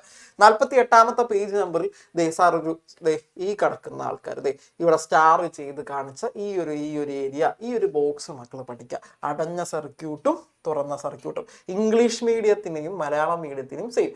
ഇംഗ്ലീഷ് മീഡിയത്തിനാണെങ്കിൽ ഈ സ്റ്റാർ വന്ന് ടച്ച് ചെയ്തത് ഈ ഒരു ബോക്സ് ഏതൊക്കെയാണ്? ക്ലോസ്ഡ് സർക്യൂട്ടും ഓപ്പൺ സർക്യൂട്ടും. ഈ രണ്ട് കാര്യങ്ങൾ ഭംഗിയായിട്ട് പഠിക്കാം. അതിൻ്റെ എക്സാമ്പിൾസ് നിങ്ങൾക്ക് വേണമെങ്കിൽ ഫിഗേഴ്സ് ഇവിടെ തന്നെയൊക്കെ നൽകിയിട്ടുണ്ട്, അത് വേണമെങ്കിൽ നോക്കി പഠിക്കാം. സാറ് തന്ന ഫിഗറും എളുപ്പത്തിൽ മനസ്സിലാവുന്ന ഒരു ഫിഗർ ആയിരുന്നു. അപ്പോൾ ഇത് പേജ് നമ്പർ 48. ഇംഗ്ലീഷ് മീഡിയത്തിനും മലയാളം മീഡിയത്തിനും സെയിം പേജ് നമ്പർ. പേജ് നമ്പറിൽ വ്യത്യാസമൊന്നുമില്ല. മാർക്ക് ചെയ്യുക, വീഡിയോ കാണുമ്പോൾ തന്നെ മാർക്ക് ചെയ്തായിട്ട് പോവാം. ഓക്കെ, ഇനി നമ്മൾ നെക്സ്റ്റ് ടോപ്പിക്ക് സ്വിച്ച്. സ്വിച്ച് എല്ലാവരുടെയും വീടുകളിൽ സ്വിച്ച് ഉണ്ടല്ലോ. സ്വിച്ച് ഈ പറഞ്ഞ പോലെ ഒരു ഡിവൈസ് ആണ്. A switch is a device used to make a circuit closed or open when required. നമ്മളുടെ ആവശ്യാനുസരണം ഒരു സർക്യൂട്ട് ക്ലോസ്ഡ് ആക്കുകയോ അടഞ്ഞതാക്കുകയോ തുറന്നതാക്കുകയോ ഓപ്പൺ ആക്കുകയോ ചെയ്യാൻ സഹായിക്കുന്ന ഒരു ഉപകരണമാണ് switch. When the switch is turned on, the circuit is closed. Okay, switch on ആക്കിയാൽ circuit closed ആവും. When the switch is turned of, switch off ആക്കുമ്പോൾ സർക്യൂട്ട് ഓപ്പൺ ആവും. മക്കൾ എപ്പോഴും ശ്രദ്ധിക്കാം, ഈ എഴുതിയ 2 സെന്റൻസ് കണക്ട് ആവണമെങ്കിൽ നിങ്ങൾ എങ്ങനെ ആലോചിക്കുക, ആ സ്വിച്ച് ഓൺ ആക്കുമ്പോഴേ കറണ്ടിന് ഒഴുകാൻ പറ്റുള്ളൂ. സ്വിച്ച് ഓൺ ആക്കുമ്പോഴേ കാരണം ക്ലോസ്ഡ് ആവുന്നുള്ളൂ, സർക്യൂട്ട് ക്ലോസ്ഡ് ആവുന്നുള്ളൂ, അപ്പോഴേ കറണ്ടിന് ഒഴുകാൻ പറ്റുള്ളൂ. സ്വിച്ച് ഓഫ് ചെയ്യുമ്പോൾ കറണ്ടിന് ഒഴുകാൻ പറ്റുമോ? ഇല്ല. സ്വിച്ച് ഓഫ് ചെയ്യുമ്പോൾ കണക്ഷൻ പൂർണ്ണമാവുന്നില്ല, കറണ്ടിന് ഒഴുകാൻ പറ്റുന്നില്ല. കാരണം സ്വിച്ച് ഓഫ് ചെയ്യുമ്പോൾ സർക്യൂട്ട് കംപ്ലീറ്റ് ആകുന്നില്ല. ആ സമയത്ത് സർക്യൂട്ട് ഈസ് ഓപ്പൺ. ഇതുകൂടി പഠിച്ചു വെക്കണം. ഇനി ഇപ്പോൾ നമ്മളുടെ പോർഷൻസ് പ്രോഗ്രസ് ചെയ്യുന്നതനുസരിച്ച് സ്വിച്ചിൻ്റെ സിമ്പിൾ കൂടി നമ്മൾ പഠിച്ചു വെക്കണം. അപ്പോൾ ഒരു സർക്യൂട്ട് തുറന്നതാക്കാനും അടഞ്ഞതാക്കാനൊക്കെ നമ്മൾ ആവശ്യമുള്ളപ്പോൾ ഉപയോഗിക്കുന്ന ഒരു ഉപകരണമാണ് സ്വിച്ച്. സ്വിച്ച് ഓൺ ആക്കുമ്പോൾ സർക്യൂട്ട് അടഞ്ഞതും സ്വിച്ച് ഓഫ് ആക്കുമ്പോൾ സർക്യൂട്ട് തുറന്നതുമായിരിക്കും. സ്വിച്ചൊക്കെ എല്ലാവരും കണ്ടിട്ടുള്ളതാണ്. ഇത് ഈ കാണുന്നത് സിമ്പിൾ അല്ല, ഇതിൻ്റെ ഫോട്ടോ ആണ്. ഓക്കെ, ഇത് ചോദിച്ചിട്ട് പരീക്ഷയ്ക്ക് നമുക്ക് ചോദിക്കില്ല. അപ്പോൾ സ്വിച്ചിനെ കുറിച്ച് മക്കൾക്ക് പഠിക്കാനായിട്ട് ഇപ്പോൾ സർക്യൂട്ട് പഠിച്ചതിൻ്റെ തൊട്ടിപ്പുറത്തെ പേജ്, നിങ്ങളുടെ പേജ് നമ്പർ ഒന്ന് മറിക്കാൻ 49 പോകാം. 49 പോകുമ്പോൾ ഈ മുകളിലായി കിടക്കുന്ന ഈ 2 ബോക്സുകൾ നോക്കാം. ഇംഗ്ലീഷ് മീഡിയത്തിലും മലയാളം മീഡിയത്തിലും മുകളിലായി കിടക്കുന്ന ഈ 2 ബോക്സുകൾ നോക്കാം. ഇവിടെ ഈ സ്റ്റാറുകൾ വന്ന് അറ്റാച്ച് ചെയ്ത ഈ 2 ബോക്സുകൾ പഠിക്കുക. അതാണ് സ്വിച്ച് പഠിക്കാനായിട്ട് നമുക്ക് വേണ്ടത്. ഓക്കെ, ടെക്സ്റ്റ് ബുക്കിൽ തന്നെ അത്യാവശ്യം നോട്ടുകൾ ഒളിഞ്ഞു കിടപ്പുണ്ട്. മക്കൾ അതൊക്കെ ഒന്ന് സ്റ്റാർ ചെയ്തിടാം, നക്ഷത്രം കൊണ്ട് ഇമ്പോർട്ടൻ്റ് ആയതെല്ലാം നമുക്കൊന്ന് സ്റ്റാർ ചെയ്തിടാം. അപ്പോൾ ടെക്സ്റ്റ് ബുക്കിൽ തന്നെ ഈ കാര്യങ്ങൾ നിങ്ങൾക്ക് മനസ്സിലാകും. പേജ് നമ്പർ സാർ ഒന്നുകൂടി പറയുന്നു, പേജ് നമ്പർ 49 പേജിൽ നമ്മുടെ സ്വിച്ച് കിടപ്പുണ്ട്. ഓക്കെ ആണെന്ന് കരുതാണ്. മക്കൾ നന്നായിട്ട് പഠിക്കാം. സ്വിച്ചിന്റെ ഫിഗർ അല്ല നമുക്ക് ഇമ്പോർട്ടൻ്റ്, പാഠം കുറച്ചുകൂടി നീങ്ങി കഴിയുമ്പോൾ സ്വിച്ചിന്റെ സിമ്പൽ, ചിഹ്നം നമുക്ക് പഠിക്കാനുണ്ട്. അതൊക്കെയാണ് നമുക്ക് ടോപ്പിക്. ഇനി നമുക്ക് വരുന്നത് കണ്ടക്ടറുകൾ. നിങ്ങൾക്കറിയാം, കണ്ടക്ടറുകൾ എന്നാൽ വൈദ്യുതി കടത്തിവിടുന്ന, സാർ പറഞ്ഞു എല്ലായിടത്തും ഒരു വൈദ്യുതിയുമായി ബന്ധപ്പെട്ട വൈദ്യുതിയാണ് ഈ പാഠത്തിന്റെ മെയിൻ. വൈദ്യുതി കടത്തിവിടുന്ന the substances that allow electricity to pass through them are called conductors. വൈദ്യുതി കടത്തിവിടുന്ന സബ്സ്റ്റൻസുകൾ, വസ്തുക്കൾ, പദാർത്ഥങ്ങളെയൊക്കെ നമുക്ക് കണ്ടക്ടറുകൾ, മലയാളത്തിൽ ഇവരെ നമുക്ക് ചാലകങ്ങൾ എന്ന് വിളിക്കാം. ഈ മെറ്റലുകളുടെ പേര് എഴുതി കഴിഞ്ഞാൽ ഇതിന്റെ എക്സാമ്പിളായി. മെറ്റലുകൾ എന്നാൽ ലോഹങ്ങളുടെ, നിങ്ങളുടെ വീടുകളിലുള്ള മെറ്റലുകൾ ഇരുമ്പുണ്ടാവാം, അലൂമിനിയം ഉണ്ടാകാം, ചെമ്പുണ്ടാകാം. ഇതിലൂടെയെല്ലാം കറണ്ട് കടന്നു പോകും. ഈവൻ ഗോൾഡിലൂടെയും നമുക്ക് കറണ്ട് കടന്നു പോകും. സിൽവർ, ഏറ്റവും നല്ല ഒരു കണ്ടക്ടറാണ് സിൽവർ.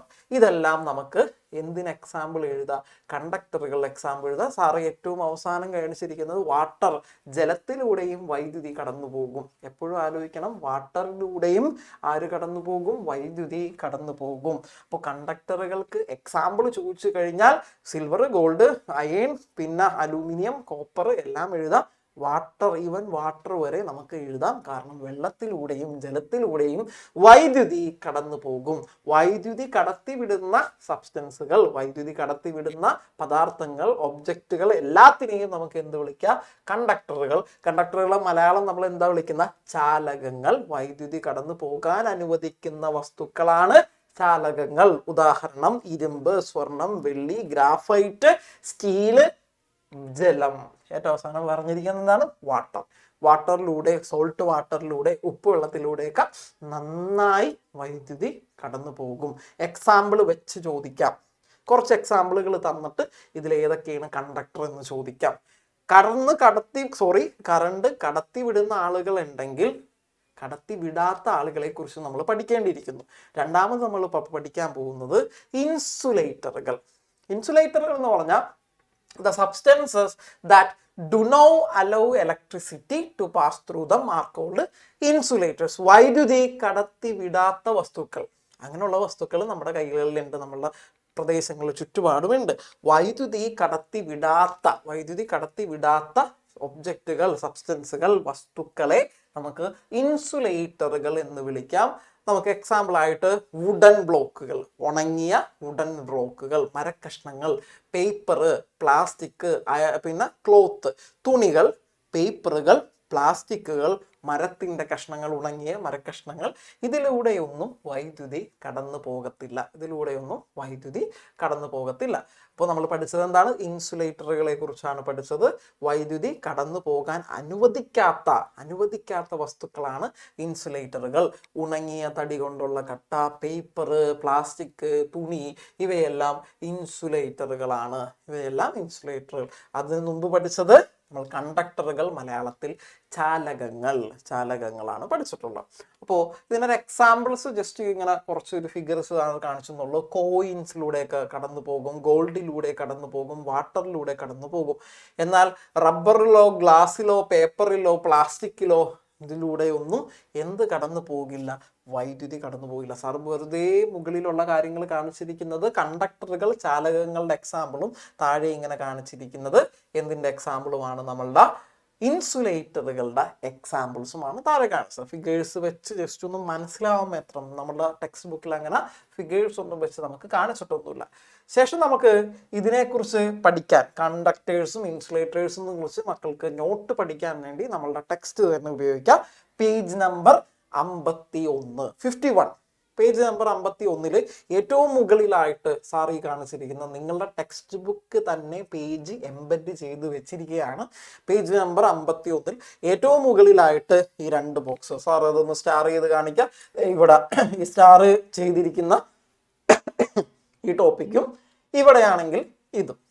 ഓക്കെ, ഈ 2 ഭാഗങ്ങൾ, ഈ 2 ബോക്സുകൾ, കണ്ടക്ടേഴ്സും ഇൻസുലേറ്റേഴ്സും നന്നായിട്ട് പഠിക്കാം. ഈ 2 കാര്യങ്ങൾ നന്നായിട്ട് പഠിക്കാം with example. Okay, with example മക്കൾക്ക് പഠിക്കാം. ഒരു ടേബിൾ പോലെ, ഇതേ കാണുന്ന പോലെ ഒരു ടേബിൾ തന്നിട്ട് കണ്ടക്ടറുകളും ഇൻസുലേറ്ററുകളും നമുക്ക് തരംതിരിച്ച് എഴുതാനൊക്കെയായിട്ട് നമുക്ക് പരീക്ഷയ്ക്ക് ചോദിക്കാം. ശേഷം ഇനി നമ്മൾ പഠിക്കാൻ പോകുന്നത് ഈ ഇലക്ട്രിസിറ്റി തന്നെ. ഇലക്ട്രിസിറ്റിയുടെ വേസ്റ്റ് ചെയ്യുന്ന കുറച്ച് സന്ദർഭങ്ങൾ ഈ പാഠത്തിൽ നമുക്ക് പഠിക്കാറുണ്ട്. വൈദ്യുതി പാഴാക്കുന്ന കുറച്ച് സന്ദർഭങ്ങൾ നമുക്കുണ്ട്. അതാണ് നമ്മൾ ഇനി നോക്കാൻ പോകുന്നത്. Situations where electricity is wasted. വൈദ്യുതി പാഴാക്കുന്ന സന്ദർഭങ്ങൾ.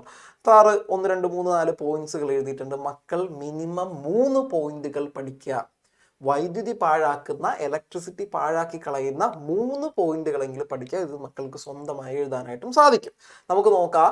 Fan and bulbs are working in the room even if there is no one to use it. മുറിയിൽ ആളില്ലാത്തപ്പോഴും, ഉപയോഗിക്കാൻ ആളില്ലാത്തപ്പോഴും ഫാനും ബൾബും ഓണായി കിടക്കുന്നത് വൈദ്യുതി പാഴാവുന്ന ഒരു സന്ദർഭം. രണ്ടാമതൊരു സന്ദർഭം നമ്മൾ നോക്കുന്നു. T V is working even if there is no one to watch. ആരും കാണാനില്ലാഞ്ഞിട്ട് പോലും ടി വി വർക്ക് ചെയ്തുകൊണ്ടിരിക്കുന്നത്. നമ്മൾ ടി വി ഓൺ ചെയ്ത് വെച്ചിട്ട് അപ്പുറത്തോട്ട് ഇപ്പുറത്തോട്ടൊക്കെ പോകുന്നത് അത് വൈദ്യുതി പാഴാക്കുന്ന മറ്റൊരു സന്ദർഭം. മൂന്നാമത് bulbs are glowing even during day time. Street ലൈറ്റുകൾ, നമ്മളെ തെരുവ് വിളക്കുകളൊക്കെ നോക്കിക്കഴിഞ്ഞാൽ പകൽ സമയത്തും ചില സന്ദർഭങ്ങളിൽ ഓഫ് ചെയ്യാൻ മറന്നു പോകുന്നതിന് മൂലം അത് കത്തിക്കിടക്കാറുണ്ട്. അത് വൈദ്യുതി പാഴാവുന്ന മറ്റൊരു സിറ്റുവേഷൻ, ഇലക്ട്രിസിറ്റി വേസ്റ്റ് ആവുന്ന മറ്റൊരു സിറ്റുവേഷൻ. നിങ്ങളുടെ ചുറ്റും നോക്കാം, നിങ്ങളുടെ വീട് തന്നെ നോക്കാം. വൈദ്യുതി പാഴാവുന്ന സന്ദർഭങ്ങൾ നിങ്ങൾക്ക് അതിൽ നിന്ന് തന്നെ എഴുതാൻ പറ്റും. അത്യാവശ്യം ലാംഗ്വേജ് ഉള്ളതാണ് മക്കൾക്കെങ്കിൽ നന്നായിട്ട് നിങ്ങൾക്ക് അത് എഴുതി പഠിപ്പിക്കാൻ പറ്റും. Door of refrigerator is kept opened. 4ഓളം പോയിന്റ്സേ പറയുന്നുള്ളൂ. അതായത് ഈ നമ്മളുടെ ഫ്രിഡ്ജ് എന്ന് പറയുന്നതിനേക്കാൾ നല്ലത് റെഫ്രിജറേറ്ററിന്റെ വാതിൽ, ഡോറ് ഓപ്പൺ ആയി കിടക്കുന്നത്. ഡോർ ഓപ്പൺ ആയി കിടന്ന വൈദ്യുതി വേസ്റ്റ് ആവും. ഓക്കെ, നമ്മൾ പ്രോപ്പർലി അടക്കാൻ വൈകി വിട്ടു പോവുകയോ തുറന്നതിന് ശേഷം അലസമായി മറ്റെന്തെങ്കിലും കാര്യങ്ങൾക്ക് വേണ്ടി പോകുകയോ ഒക്കെ ചെയ്യുമ്പോൾ വൈദ്യുതി അവിടെ പാഴായാണ് പോകുന്നത്. അപ്പോൾ ഏതൊക്കെയാണ് ടി വിയും ഫാനും നമ്മൾ ഈ പറഞ്ഞ പോലെ ആൾക്കാരില്ലാണ്ടും ഉപയോഗിച്ചുകൊണ്ടിരിക്കുന്നത്?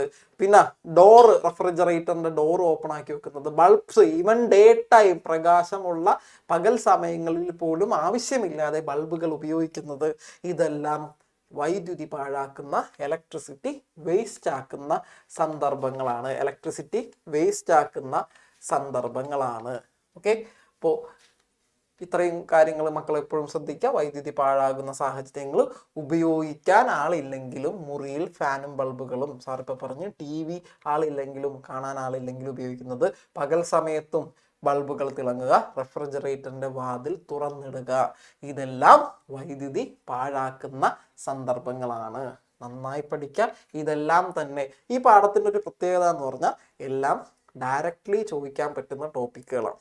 വേറെ ഒന്ന് വളഞ്ഞു പിടിക്കാനുള്ള ടോപ്പിക്കുകളൊന്നുമില്ല. ഡയറക്റ്റ്ലി നമ്മളോട് ചോദിക്കാൻ പരീക്ഷയ്ക്ക് ക്വസ്റ്റ്യൻ പറയുകയാണെങ്കിൽ ഇത് തന്നെ ക്വസ്റ്റ്യൻ. വൈദ്യുതി പാഴാക്കുന്ന സാഹചര്യങ്ങൾ ഏതെല്ലാം? Which are the situations in which electricity is wasted? 3 പോയിന്റെങ്കിലും പഠിച്ചിട്ട് പോകണം. ഓക്കെ, അടുത്തത് നമ്മളൊരു സർക്യൂട്ടിൽ ഉപയോഗിക്കുന്ന കുറച്ച് ഇൻസ്ട്രുമെന്റ്സിനെ നോക്കാം, കുറച്ച് ഉപകരണങ്ങളെ നോക്കാം. കട്ടിംഗ് പ്ലെയറുകൾ നമ്മൾ ഉപയോഗിക്കാറുണ്ട്. എന്തിനാണ്? പേര് സൂചിപ്പിക്കുന്ന പോലെ തന്നെ കട്ടിംഗ് പ്ലെയറുകൾ ഉപയോഗിക്കുന്നത് കട്ട് ചെയ്യാൻ. ആരെ കട്ട് ചെയ്യാൻ? വയറുകൾ കട്ട് ചെയ്യാൻ. കട്ടിംഗ് പ്ലെയറുകൾ ഉപയോഗിക്കുന്നത് വയറുകൾ മുറിക്കാൻ. രണ്ടാമത് സ്ട്രിപ്പർ ഉപയോഗിക്കുന്നത് എന്തിനാണ്? Four removing the insulation of the wire. ഒരു വയറിന്റെ ഇൻസുലേഷൻ കളയാൻ വേണ്ടി, വയറിന്റെ ഇൻസുലേഷൻ, ഒരു വയർ എടുത്തു കഴിഞ്ഞാൽ ചെമ്പ്, ഇപ്പോൾ ഇലക്ട്രിക് വയർ എടുത്തു കഴിഞ്ഞാൽ ചെമ്പിന് പ്ലാസ്റ്റിക് കൊണ്ട് പൊതിഞ്ഞിട്ടുണ്ടാവും, പ്ലാസ്റ്റിക്കിന്റെ ഒരു കോട്ടിങ് ഉണ്ടാവും. ആ കോട്ടിങ് കളയാൻ, അതാണ് ആ കോട്ടിങ്ങിനെ വിളിക്കുന്ന പേരാണ് നമ്മൾ ഇൻസുലേഷൻ. ആ ഇൻസുലേഷൻ കളയാൻ ഉപയോഗിക്കുന്നതാണ് സ്ട്രിപ്പർ. മൂന്നാമത് സ്ക്രൂ ഡ്രൈവർ. മക്കളുടെ വീട്ടിൽ ഈ പറഞ്ഞ ബേസിക് ആയിട്ടുള്ള ഇത്തരം ഉപകരണങ്ങളൊക്കെ ചിലപ്പോൾ ഉണ്ടാവും. സ്ക്രൂ ഡ്രൈവറൊക്കെ ഉണ്ടാവും. സ്ക്രൂ മുറിക്കാനും സ്ക്രൂ അഴിക്കാനൊക്കെയാണ് നമ്മൾ, ലൂസൺ ചെയ്യാനും ടൈറ്റൻ ചെയ്യാനൊക്കെയാണ് നമ്മൾ സ്ക്രൂ ഡ്രൈവറുകൾ ഉപയോഗിക്കുന്നത്. നാലാമത് ടെസ്റ്റ് ചെയ്യാൻ, വൈദ്യുതി ഉണ്ടോ ഇല്ലയോ എന്ന് ടെസ്റ്റ് ചെയ്യാൻ. അങ്ങനെ ആലോചിച്ചാൽ മതി, വൈദ്യുതി അവിടെ ഉണ്ടോ ഇല്ലയോ. To identify the presence of electricity, വൈദ്യുതിയുടെ സാന്നിധ്യം തിരിച്ചറിയാൻ. ഇത്തരം സന്ദർഭങ്ങളിൽ ഉപയോഗിക്കുന്ന ഉപകരണമാണ് ടെസ്റ്റർ. അപ്പൊ 4 ഉപകരണങ്ങൾ. ഈ 4 ഉപകരണങ്ങളുടെയും യൂസ് പഠിക്കണം. ചോദിക്കുകയാണെങ്കിൽ ഏതെങ്കിലും ഒരു ഉപകരണം തരും. ഫോർ എക്സാമ്പിൾ ടെസ്റ്റർ തന്നിരിക്കുന്നു, ടെസ്റ്ററിന്റെ ഉപയോഗം എന്താണ്? To identify the presence of electricity. Screwdriver തന്നിരിക്കുന്നു, അതിന്റെ ഫംഗ്ഷൻ, അതിന്റെ യൂസ് എന്താണ്? To tighten and loosen screw അഴിക്കാനും സ്ക്രൂ മുറുക്കാനും. ഇത് തന്നെ സാർ ഒന്ന് ഇംഗ്ലീഷിൽ കാണിക്കുകയാണ്. കട്ടിംഗ് പ്ലെയറുകൾ പേര് സൂചിപ്പിക്കുന്നു കട്ട് ചെയ്യാൻ. ആരെ കട്ട് ചെയ്യാൻ? വയറുകൾ കട്ട് ചെയ്യാൻ. സ്ട്രിപ്പർ ഇൻസുലേഷൻ കളയാൻ, നമ്മളുടെ ഇൻസുലേഷൻ നീക്കം ചെയ്യാൻ. സ്ക്രൂ ഡ്രൈവർ മുറുക്കാനും അഴിക്കാനും. ആരെ? സ്ക്രൂസ്. നാലാമത് ടെസ്റ്റർ, വൈദ്യുതിയുടെ സാന്നിധ്യം തിരിച്ചറിയാൻ. ജസ്റ്റ് ഇൻ ദ ഫിഗേഴ്സ്, നമ്മുടെ ടെക്സ്റ്റ് ബുക്കിൽ ഓരോന്നിൻ്റെ ഫിഗേഴ്സ് നൽകിയിരുന്നത് കൊണ്ട് നമുക്ക് അതിൻ്റെ ഫിഗേഴ്സ് ഒന്ന് നോക്കാം. ഈ കാണുന്നതാണ് ഒരു കട്ടിംഗ് പ്ലെയർ. ഇൻ കേസ് ചിലപ്പോൾ നമുക്കൊരു ഫിഗർ തന്നിട്ട് ചോദ്യം ചോദിച്ചാലോ. അപ്പോൾ കട്ടിംഗ് പ്ലെയറുകൾക്ക് എക്സാമ്പിൾ. രണ്ടാമത് സ്ട്രിപ്പറിന് എക്സാമ്പിൾ, നമ്മളെ വയറിൽ നിന്നും ഇൻസുലേഷൻ നീക്കാനുള്ള സ്ട്രിപ്പർ ഒന്ന് നോക്കി വെക്കുക. മൂന്നാമത് നമ്മളെ സ്ക്രൂ ഡ്രൈവർ ഒന്ന് നോക്കി വെക്കുക. സ്ക്രൂ ഡ്രൈവറും ടെസ്റ്ററും മാറിപ്പോകരുത്. സ്ക്രൂ ഡ്രൈവറും ടെസ്റ്ററും ഫിഗേഴ്സ് മാറിപ്പോകരുത്. ഈ കാണിച്ചിരിക്കുന്നത് ഒരു ടെസ്റ്ററിലാണെങ്കിൽ ഇതിൻ്റെ ഏറ്റവും അഗ്രഭാഗം മെറ്റൽ കൊണ്ടായിരിക്കും. ഇതിനുള്ളിൽ ഒരു ബൾബൊക്കെ ഉണ്ടാവും. കറണ്ട് ഉണ്ടെങ്കിൽ അതിനുള്ളിലെ ബൾബ് പ്രകാശിക്കും, ഗ്ലോ ചെയ്യും. അപ്പം അതിനാണ് ടെസ്റ്റർ. അപ്പോൾ ഫിഗേഴ്സ് ടെക്സ്റ്റ് ബുക്കിൽ തന്നതുകൊണ്ട് ഫിഗേഴ്സും മക്കളൊന്ന് നോക്കി വെക്കാം. ശേഷം നമുക്ക് വരുന്നത് situations where conductors are used, situations where insulators are used. ഓരോ സിറ്റുവേഷൻസ് പഠിച്ചു വെക്കുക, ഡയറക്റ്റ് ക്വസ്റ്റ്യൻ. ഓരോ സിറ്റുവേഷൻസും പഠിച്ചു വെക്കുക, ഇതൊരു ഡയറക്റ്റ് ക്വസ്റ്റ്യൻ ആയിരിക്കും. കോപ്പർ വയറുകൾ, നമ്മളെ വയറിനകത്ത്, നമ്മളെ വീടുകളിൽ ബൾബൊക്കെ കത്തിക്കുന്ന വയറിനകത്ത് കോപ്പർ വയറുകൾ ഉപയോഗിക്കുന്നുണ്ട്. വീടുകളിലേക്ക് ബൾബുകളിൽ നിന്ന് അല്ലെങ്കിൽ നമ്മുടെ വീടുകളിലേക്ക് കൊണ്ടുവരുന്ന KSEB, Kerala state electricity board, electricity നമുക്ക് സപ്ലൈ ചെയ്യുന്നത് അവരാണ്. അവർ വൈദ്യുതി എത്തിക്കുന്നത് അലൂമിനിയം വയറുകളാണ്. അപ്പൊ നമ്മൾ പഠിക്കുന്നത് എന്താണ്? കണ്ടക്ടറുകൾ ഉപയോഗിക്കുന്ന സന്ദർഭങ്ങൾ, ചാലകങ്ങൾ ഉപയോഗിക്കുന്ന സന്ദർഭങ്ങൾ. കോപ്പർ വയറിനകത്ത് കോപ്പറാണ് യൂസ് ചെയ്തിരിക്കുന്നത്. വീടുകളിലേക്ക് വൈദ്യുതി എത്തിക്കുന്നത് അലൂമിനിയം വയറുകൾ യൂസ് ചെയ്താണ്. Parts of electric devices, mixie ആയിക്കോട്ടെ, നമ്മളെ വാഷിംഗ് മെഷീൻ ആയിക്കോട്ടെ, ഇതിലെല്ലാം ഈ കറണ്ട് കടത്തിവിടുന്ന ഭാഗങ്ങളെല്ലാം കണ്ടക്ടറുകൾ കൊണ്ടായിരിക്കും നിർമ്മിച്ചിരിക്കുന്നത്. അപ്പോൾ ഇലക്ട്രിക് ഡിവൈസുകളുടെ അകത്തെല്ലാം വൈദ്യുതി കടത്തിവിടാൻ വേണ്ടി അവിടെയെല്ലാം ചാലകങ്ങൾ ഉപയോഗിച്ചിട്ടുണ്ട്. ഏറ്റവും അവസാനം ഫ്യൂസ് വയറുകൾ നിർമ്മിച്ചിരിക്കുന്നത് കണ്ടക്ടറുകളുണ്ടാവും. എല്ലാവരുടെയും വീട്ടിൽ ഒരു ഫ്യൂസ് ഉണ്ടാവും. അപ്പോൾ നിങ്ങൾക്ക് ഏറ്റവും അവസാനം എഴുതി വെക്കാം, ഫ്യൂസ് വയറുകൾ are made up of conductors. Fuse വയറുകൾ ഉണ്ടാക്കിയിരിക്കുന്നത് കണ്ടക്ടേഴ്സാണ്. ഇനി ഇൻസുലേറ്ററുകൾ ഇതേപോലെ ഉപയോഗിക്കുന്ന സന്ദർഭമുണ്ട് മക്കളെ. ഇൻസുലേറ്ററുകളും ഉപയോഗിക്കുന്ന സന്ദർഭങ്ങളുണ്ട്. ഫോർ എക്സാമ്പിൾ, കോപ്പർ വയേഴ്സിന് ഇൻസുലേഷൻ നടത്തിയിട്ടില്ലേ? കോപ്പർ വയറുകളിലെ ആ ചെമ്പ് കമ്പിയുടെ മുകളിൽ എന്ത് നടത്തിയിട്ടുണ്ട്? പ്ലാസ്റ്റിക് കോട്ട് ചെയ്തിട്ടുണ്ട്. പ്ലാസ്റ്റിക് ഒരു ഇൻസുലേറ്റർ ആണ്. അപ്പൊ ഇൻസുലേറ്റർ ഉപയോഗിക്കുന്ന ഒരു സന്ദർഭം ചോദിച്ചാൽ copper wires are insulated with plastic for safety, സുരക്ഷിതത്വത്തിനായി. രണ്ടാമത്, the joining places of wires are covered using insulation tape. Insulation tape ഉപയോഗിച്ച് ഇത് ജോയിൻ ചെയ്യുന്ന ഭാഗങ്ങൾ കവർ ചെയ്തിരിക്കുന്നു. ഇൻസുലേഷൻ ടേപ്പ് സാറ് കാണിച്ചു തരാം. ഈ പറഞ്ഞ ഇൻസുലേഷൻ ടേപ്പും ഇൻസുലേഷനൊക്കെ സാർ ഒന്ന് കാണിച്ചു തരാം. പിന്നെ parts of electric devices where we touch are made with insulators. നമ്മൾ ഒരു തേപ്പ് പെട്ടി, അയൺ ബോക്സിലൂടെ കറണ്ട് കടന്നു പോകുന്നുണ്ട്. അതിനുള്ളിൽ കണ്ടക്ടർ ഉപയോഗിച്ചിട്ടുണ്ട്. പക്ഷെ നമുക്ക് ഷോക്ക് അടിക്കില്ല. കാരണം ഇതിന്റെ ഹാൻഡിൽസ് നിർമ്മിച്ചിരിക്കുന്നത്, മിക്സിയുടെ ആയിക്കോട്ടെ ജാറിന്റെ ഒക്കെ ഹാൻഡിൽ നിർമ്മിച്ചിരിക്കുന്നത് ഇൻസുലേറ്ററുകൾ കൊണ്ടാണ്. നമ്മളുടെ ഹെയർ ഡ്രയറിന്റെ ഒക്കെ ഹാൻഡിൽസ് ഒക്കെ നിർമ്മിച്ചിരിക്കുന്നത് ഇൻസുലേറ്റർ ആയിട്ടുള്ള പ്ലാസ്റ്റിക് പോലെയുള്ള മെറ്റീരിയൽസ് കൊണ്ടാണ്. നാലാമത്, ഇലക്ട്രിക് ടെസ്റ്ററുകൾ. സാറ് നേരത്തെ ഒരു ടെസ്റ്റർ കാണിച്ചു തന്നിരുന്നു. ടെസ്റ്ററിന്റെ ഹാൻഡിൽസും നിർമ്മിച്ചിരിക്കുന്നത് പ്ലാസ്റ്റിക് കൊണ്ടാണ്. പ്ലാസ്റ്റിക് ഒരു ഇൻസുലേറ്റർ ആണ്, കറണ്ട് കടത്തിവിട്ടില്ല. അപ്പോൾ ഇങ്ങനെയുള്ള കാര്യങ്ങളും പഠിച്ചിട്ട് പോകണം. ഇതെല്ലാം ഡയറക്റ്റ് ക്വസ്റ്റ്യൻ. സാർ ഇതൊരു ക്വസ്റ്റ്യൻ രൂപത്തിൽ കാണിക്കാത്തത്, ഇതൊരു ഡയറക്റ്റ് ക്വസ്റ്റ്യൻ ആണ്. Write situations where we make use of conductors. കണ്ടക്ടറുകൾ ഉപയോഗിക്കുന്ന സാഹചര്യങ്ങൾ ഏതെല്ലാം, ഇൻസുലേറ്ററുകൾ ഉപയോഗിക്കുന്ന സാഹചര്യങ്ങൾ ഏതെല്ലാം. ഇങ്ങനെ തന്നെയായിരിക്കും ക്വസ്റ്റ്യൻസ്, വേറെ ഒന്നും ചോദിക്കാനായിട്ടില്ല. അപ്പോൾ ഇപ്പൊ പറഞ്ഞ കാര്യങ്ങൾ തന്നെ നമ്മൾ മലയാളത്തിൽ പറഞ്ഞിരിക്കുന്നു. ബൾബിലേക്ക് വൈദ്യുതി കൊണ്ടുപോകാൻ കോപ്പർ വയർ, കോപ്പറാണ് അവിടുത്തെ ചാലകം. ഇനി ലൈനിൽ നിന്നും വീടുകളിലേക്ക് വൈദ്യുതി എത്തിക്കാൻ അലൂമിനിയം വയർ, അവിടുത്തെ ചാലകം ഏതാണ്? അലൂമിനിയം ഉപയോഗപ്പെടുത്തി. വൈദ്യുതി അനുവദിക്കേണ്ട ഇലക്ട്രിക് ഉപകരണങ്ങളുടെ ഭാഗങ്ങൾ ലോഹങ്ങൾ ഉപയോഗിച്ചാണ് നിർമ്മിച്ചിരിക്കുന്നത്. ആ ലോഹങ്ങൾ അവിടുത്തെ ചാലകമാണ്. അപ്പോൾ കണ്ടക്ടറുകൾ ഉപയോഗിക്കുന്ന, ചാലകങ്ങൾ ഉപയോഗിക്കുന്ന സന്ദർഭങ്ങൾ മക്കൾക്ക് ഇഷ്ടമുള്ളതൊക്കെ എഴുതുക. ഏറ്റവും അവസാനം ഫ്യൂസ് വയറിന്റെ പോയിന്റ് കൂടി എഴുതുക. ഫ്യൂസ് വയറുകൾ നിർമ്മിക്കാൻ ഉപയോഗിക്കുന്നു. ഓക്കെ, ഇനി സാറ് നേരത്തെ പറഞ്ഞ് ഇൻസുലേഷൻ ടേപ്പ് നമുക്കൊന്ന് നോക്കാം. Insulation tape, okay, insulation tape ഇതാണ് നമ്മളുടെ ഇൻസുലേഷൻ ടേപ്പ്. മക്കളുടെ വീട്ടിലുണ്ടാവും. വയറുകൾ തമ്മിൽ കൂട്ടി യോജിപ്പിക്കുമ്പോൾ അവിടെ പൊതിയാൻ, അവിടെ കവർ ചെയ്യാനാണ് ഇൻസുലേഷൻ ടേപ്സ് ഉപയോഗിക്കുന്നത്. പിന്നെ ഇൻസുലേഷൻ കണ്ട്, അതായത് ചെമ്പ് കമ്പികൾ, ഈ ചെമ്പ് കമ്പികൾ പുറത്തേക്ക് ഇങ്ങനെ തള്ളി നിൽക്കുന്ന ഈ ചെമ്പ് കമ്പികൾ പ്ലാസ്റ്റിക്കിന്റെ കോട്ടിംഗ് ഉപയോഗിച്ച്